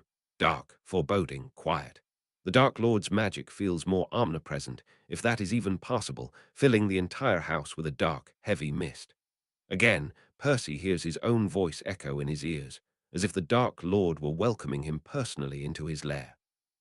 When they step into the ballroom, Percy wants to gulp, though he strives to keep his face even. There are nearly 50 Death Eaters present, most if not all wearing the robes and the mask, arranged in an even semicircle around the throne. The Dark Lord is wearing black robes again, but finer black robes. Percy, who has spent years evaluating people's robes as they pass him to mentally compare his own against their perceived wealth, can tell they are expensive. 4 chandeliers blaze above them, casting cool white light across the cavernous space. The shadows twist and writhe, appearing as snakes, and then back as slivers of darkness, patterning the sleek wooden floor with an eerie rhythmic dance. Percy wonders faintly, nearly hysterically, whether the Dark Lord decorated for his mocking ceremony, or whether he has been slowly redecorating day by day, driven to boredom inside his oppressive castle. Focus, Percy tells himself roughly, dropping to his knees beside Snape, the package floating next to him. You may rise, the Dark Lord whispers in his high, thin voice. Percy sets the wrapped portrait down. He notices the Dark Lord glancing at it, and then straightens. I am pleased to see you back, little Weasley. Some did not believe you would return. Their doubt allows me the opportunity to confound their expectations, my lord, Percy says, bowing his head. I would not miss the chance to meet with you for any reason. You may be a Gryffindor, but your tongue is silver, the Dark Lord hisses amusedly, his voice lingering on the resonant S sounds in his speech. Have you brought me a gift? Percy wets his lips and then glances at the portrait, bound in brown paper. I have something for your private attention, my lord, he says cautiously, from our earlier acquaintance. Voldemort's nostrils flare. He enters Percy's mind, but Percy is ready, and shows an image of him and Tom in the chamber, as if Tom had just been on his mind. Voldemort narrows his snake-like eyes at Percy, and then looks around at the assembled Death Eaters, all watching the interaction curiously. Out, he orders, and distantly Percy feels a frisson of admiration at the way that the one command is sufficient to clear the room of dozens of haughty purebloods. Severus does not move, still standing mutely next to Percy. If this is a weapon, you will be punished, says Voldemort, as if it were an afterthought. If I dared to bring your weapon, I would deserve my punishment, my lord, Percy says. He flicks his wand at the portrait, and the brown paper tears itself away, revealing the portrait. Tom smiles up at Voldemort. Hello, he says. For a frozen second there is silence, and then Voldemort stands, the throne screeching harshly against the stone floor, and Percy finds himself on the floor, screaming in agony. The Cruciatus he had been subjected to before, he realizes in a very distant corner of his brain, had been par for the course. A Cruciatus meant only to make Percy aware of the pain that Voldemort could damage. This Cruciatus, driven clearly by Voldemort's panicked rage, is the kind of spell that could easily drive a man mad, and Percy's only coherent thought is that he hopes it drives him mad soon. I quite like Percy, Tom says archly. Percy hears his voice as if from very far away and comes to realize in the next second that he is screaming Tom's name. I'd thank you not to damage him. With a start, the spell ends, and Percy sobs quietly on the floor, his body aching all over, feeling as if he'd been rolled flat and stretched over the gleaming wood. Explain this, Voldemort hisses. Percy has the presence of mind to stay quiet. They had agreed that Tom would be the one to handle Voldemort, and anyway, Percy can hardly say his own name, let alone tangle with Voldemort.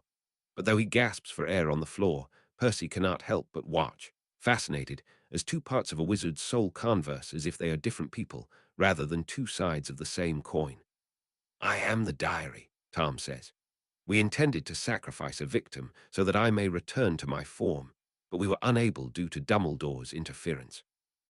He and Voldemort sneer the exact same way, mouth pursed to the left, forehead furrowed, nose, or in Voldemort's case, nose slits, scrunched identically. This distracts Percy sufficiently from the fading pain, and he is able to push himself back on his knees, though he sways precariously. Dumbledore found me and kept me in his office, and Severus was able to replace it with a replicate. Percy here had the idea to use what he'd learned about portraiture, which you can thank Lady Malfoy for in her patronage of him. "You are not 16, Voldemort says, staring at Tom as if transfixed. "The portrait aged after Percy completed the ritual we agreed upon," Tom says, as they had planned, flexing his fingers and looking at them curiously. "I believe some of my life force was used, and I am supposed to believe this is real." Voldemort says with a high, cruel laugh that nevertheless does not mask his uncertainty, nor the way he continues to track Tom with a hungry gaze. Tom smirks. "I am you," he says. "We are the same." "Prove it," says Voldemort, just as Tom had said he would. Tom says something in Latin that Percy does not understand, but it makes Voldemort's eyes widen and his nose flare furiously. Seemingly without thinking about it, Voldemort steps back and falls heavily into his throne, looking more human than Percy had ever imagined. "And the others?" "Safe," Tom says. "I can sense them, can't you?" "Of course," Voldemort says, too quickly. Percy has to prevent himself forcibly from glancing at Severus, so Voldemort cannot sense them. That explains much. "Dumbledore is looking for them," Tom says darkly, and again he and Voldemort make the same involuntary expression at Dumbledore's name. "We cannot go to them." "You did not tell me this," says Voldemort, turning on Severus. Again Tom speaks, and again Voldemort's attention snaps entirely to Tom. Dumbledore has told only his phoenix. He does not trust Severus fully. He thinks that Severus' hatred for the Potter boy blinds him to all else. But I was there, and I listened. Percy takes this moment to speak up. They agreed to fudge the timeline, such that the diary was in Dumbledore's office for an unspecified time before Percy had the idea to ask Severus to steal it back. Still, Percy hopes to distract Voldemort so he does not look too deeply into their story. "I brought him for you, my lord, as a show of good faith. But you understand I will kill you," Voldemort says, reaching for your wand. Percy gulps, reminded of Severus drawing his wand on him in the room of requirement. "He is under my protection," Tom snaps, and as if hypnotized, Voldemort drops his wand. It is utterly fascinating. Voldemort looks like nothing more than a recalcitrant schoolboy, despite his undeniable power. The way his dark magic snakes heavily through the room, how small and artificial Tom should be in comparison. But it is Tom who seems larger than life, who commands the attention of 3 wizards, even from within his frame. He will be a Death Eater, and he will serve us loyally. Voldemort and Tom stare at each other like enemies, sizing each up for a fight. Then Voldemort hisses something, abruptly, the unfamiliar sound of Parseltongue eerie and odd. Tom smirks and hisses back, and for several long minutes it is as if nobody else is in the room. Then Voldemort nods, just once. "You will not speak of this to anyone," he orders Percy, and Percy nods obediently. Voldemort snaps his fingers, and Tom disappears from sight, presumably secreted away to whatever passes for Voldemort's quarters. Percy tenses. He can only hope now that Tom's word is sufficient, that he will return to Percy's flat, that Percy did not just damn them all. Without Tom, Voldemort once again looms large. His magic snakes out from around him, as if unshackled once Tom had been properly tucked away. Percy gags on the taste of it, his breath tightening, his body aching with the remembered pain of the Cruciatus. "You may have his trust, but you do not yet have mine," Voldemort says darkly to Percy. "You will serve, and you will serve loyally. Your loyalty is to me, not to him, do you understand?" "Yes, my lord," says Percy, though in the back of his mind he marvels that Voldemort does not say we. Voldemort summons the Death Eaters back, and despite their curious looks, he does not address whatever gift it was that Percy brought. Instead, he straightens on his large, ornate throne and snaps his fingers rudely at Severus. "Bring in your godson." Percy remains kneeling, his joints beginning to ache, as Draco Malfoy is led into the room. He drops to his knees beside Percy, but does not look at him. "My lord," Draco says quietly but steadily. "Draco," Voldemort hisses, elongating the name and rolling it in his mouth as if to savor the sound. You are to be my youngest follower. Draco shifts nervously. Percy can feel the heat radiating off his body, but says only, "It would be an honor to serve you, my lord." Pretty words from a pretty boy, the Dark Lord croons, though Percy feels like he can tell that the Dark Lord is rattled, going through the motions of this ceremony for show rather than with full intent. But it is too late to think about whether presenting Voldemort with Tom was a mistake. "You will make me proud, won't you, Draco? Not like your failure of a father." The insult lands like a weapon in the tense stillness of the room. Percy can only imagine the look on Lucius Malfoy's face had he been able to hear the insult from Azkaban. Draco swallows. Percy can hear the way his throat convulses before he responds. "Yes, my lord." "We will begin," Voldemort says lightly, and then Percy is on the floor, screaming in agony, as the Cruciatus tears through his body like a million sharp needles, like fiender, like ice, like lashes of a whip, like nails tearing through his flesh. It grips his magic tightly in its invisible grasp and squeezes. Vaguely, Percy is aware that he is screaming, but nothing, not even the draft of despair, has ever come within the same universe of what he feels how. He would kill someone, kill himself, give up the magic which now causes him so much agony, for the chance to take just one breath without this pain. And with a rush, his prayers are answered, and he comes back to reality in a flash, his mind full of cotton, his limbs weak and trembling. He does not think he can take another one of these. The Dark Lord is laughing. "It's your first Cruciatus, isn't it?" he says delightedly, as if he had not just cursed Percy minutes before, and again at their first introduction at the beginning of the summer. Jeering laughter from the others, Percy feels like he is in a dream. Draco begins to scream, and Percy flinches away from the sound automatically, resting his sweaty forehead on the cool floors, unable to look at Draco or even up at the ceiling. It ends so quickly. Had he really been under the curse for less than a minute? And he hears the faintest sound of Draco sobbing. "So you feel pain," Voldemort says philosophically. "So you understand that to be weak is to feel pain. Rise, Percival Weasley." He pushes himself up unsteadily, reaching deep inside him for the strength to force his resisting body to obey. "You have felt weak your whole life," Voldemort whispers, and despite the echoing ballroom and the dozens of Death Eaters behind, Percy suddenly feels like Voldemort is speaking only to him. "You have been ignored and overlooked. You have been taken advantage of and exploited. You have been held back and told to do no harm. Well, little Weasley, that ends today." Percy holds the Dark Lord's red gaze for a long, frozen second, his mind entirely blank with fear and trembling and something that feels oddly like justification. "Yes," the Dark Lord continues, "you will become one of mine, and I will lift to heights you would never otherwise see." Percy nods as if hypnotized, not missing the way that the wizard said mine.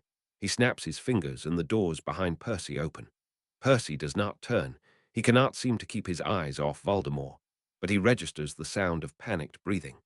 "Take control of your life, Percival Weasley," Voldemort whispers, and suddenly Percy becomes aware that he's seen speaking silently in his mind the entire time.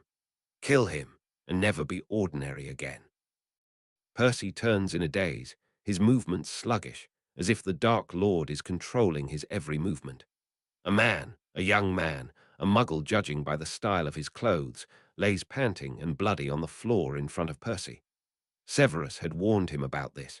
Each Death Eater must perform a feat of dark magic, both to prove themselves and to expose themselves to judgment if they were ever to defect.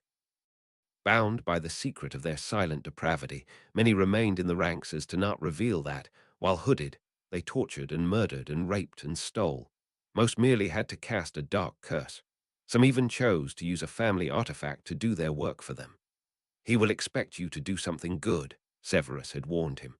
"Something no lackey of Dumbledore would have the guts to do. Choose something powerful." Percy had planned on Imperius, or perhaps the Cruciatus, but he feels so angry, suddenly, in this house of horrors, sacrificing his soul because Dumbledore couldn't trust anyone enough to reveal the secrets of the Horcruxes, because his entire family believed so blindly in Dumbledore's truth that they died for it, because Harry Potter was nothing more than a boy, and half the wizarding world would be scarred by the time that he manages to mature enough to face his destiny. This muggle is dead, whether by Percy's wand or Voldemort's, and Percy is going to make his death count. Percy levels his wand at the pleading muggle and bites out a curse. At first, nothing happens, and Percy hears a few doubtful whispers and even one derisive snort as the muggle continues to sob and plead. Then his pleas stop abruptly, as if someone had cast a silencing charm. "You will never be one of us," Percy says coldly, looking down at the man who must die so that Percy can live. "You can see what you lack before you die." The man begins to scream. The whispers behind Percy break out into muttering as the man's skin turns translucent. His veins are visible, his blood circulating furiously, and as Percy watches, each vein begins to turn gold, sparking with magic. "Stop this, please."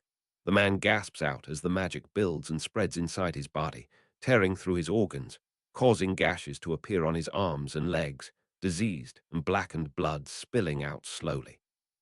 "Please," his veins pulse, and his scream is caught in a throat that will never work again, as the magic, failing to find a magical core to anchor on, turns to extracting any remnants of power from the rest of the body. One by one, his organs disappear inside his still transparent body. His veins slither inward like ropes pulled by a boat and then disappear.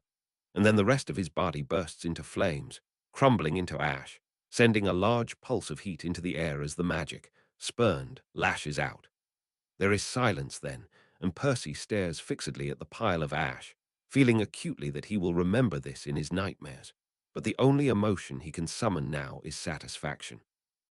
In this way, he supposes that to kill a muggle is no different than a wizard, not when Percy's mind is so full of what needs to be done that there is no room for anything else. The silence is broken by Voldemort, once again giving a bark of pleased laughter. "I see now why Severus thought you worthy of my notice," he says, and the warmth of his approval falls over Percy like a cloak. "Where did you learn that spell?" Percy had learned it from the book that Lucius had left with him, buried in the back and labeled for those who dare to challenge us. "I seek knowledge, my lord," Percy says, his voice even and his face calm and impassive. The death had been horrific, but it had been impressive, and he will impress the Dark Lord if that is what he needs to do to win the war. Voldemort gives him one more appraising glance before turning to Draco.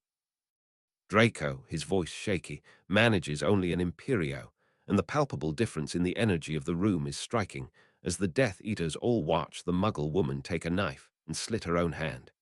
"Acceptable for a child," Voldemort finally pronounces, sending a green curse out of his wand almost as an afterthought. "We will make you a man soon, Draco. Now, my friends, you have experienced what it is to be weak, and you have felt what it is to be strong. What awaits you now is to feel what it is to be loyal." For the third part of the ceremony, Percy and Draco both kneel and obediently recite aloud the vows that Voldemort feeds them line by line. These are exactly the same as the ones Severus had given him in advance, and just like Severus had said, they are not binding. It baffles Percy. To go through all of this trouble, to create a fascinating display of magic, and then to not make the vows magically binding. What kind of hubris would it require for Voldemort to assume nobody will cross him?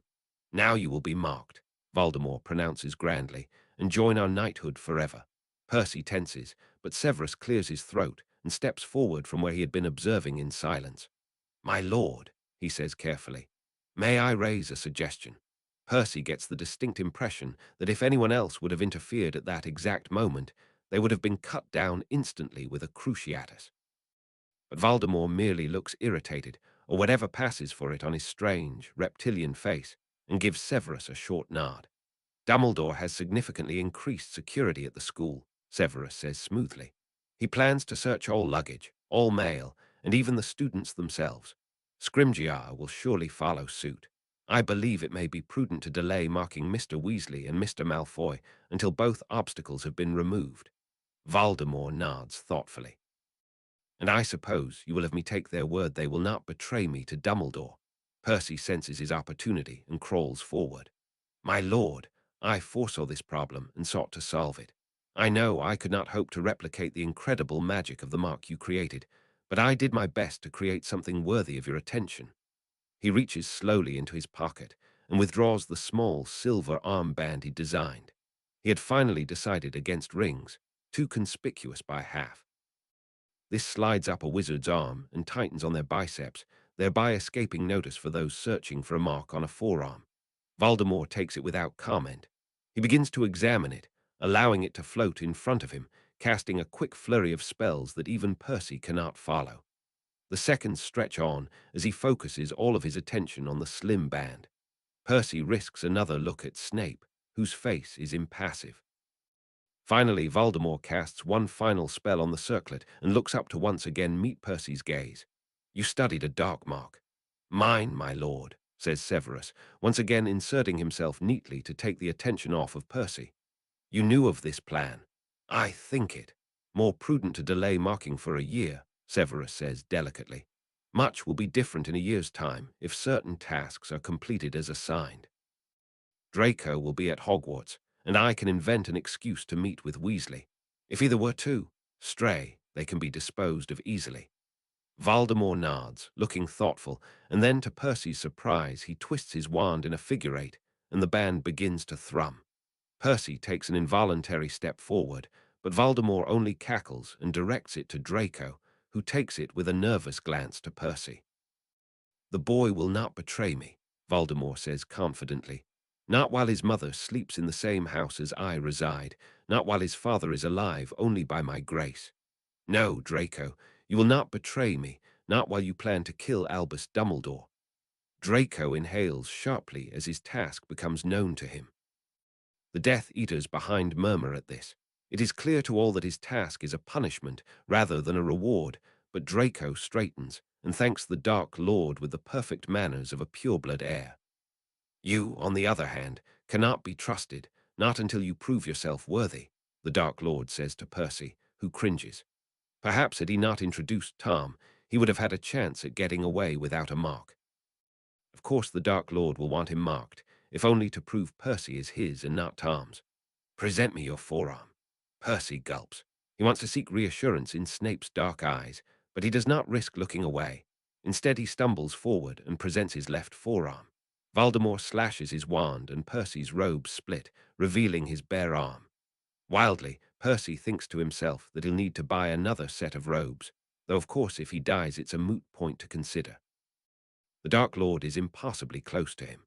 Percy can smell the strange, rotten, sweet musk that hangs around him, the physical embodiment of his sickened magic, and hear the hoarse sound of his breathing. Up close, he sees that the man's skin is truly like skin, with small pores and an unhealthy pale cast, but that his red eyes flash like a monster's. His breath is like ice. The touch of the Dark Lord's wand on his skin burns like an icicle left too long. Percy cries out despite himself. The Dark Lord laughs. "You will never betray me," he says very quietly. "You will serve me first and not him. Your task will come in time, but it will not be easy.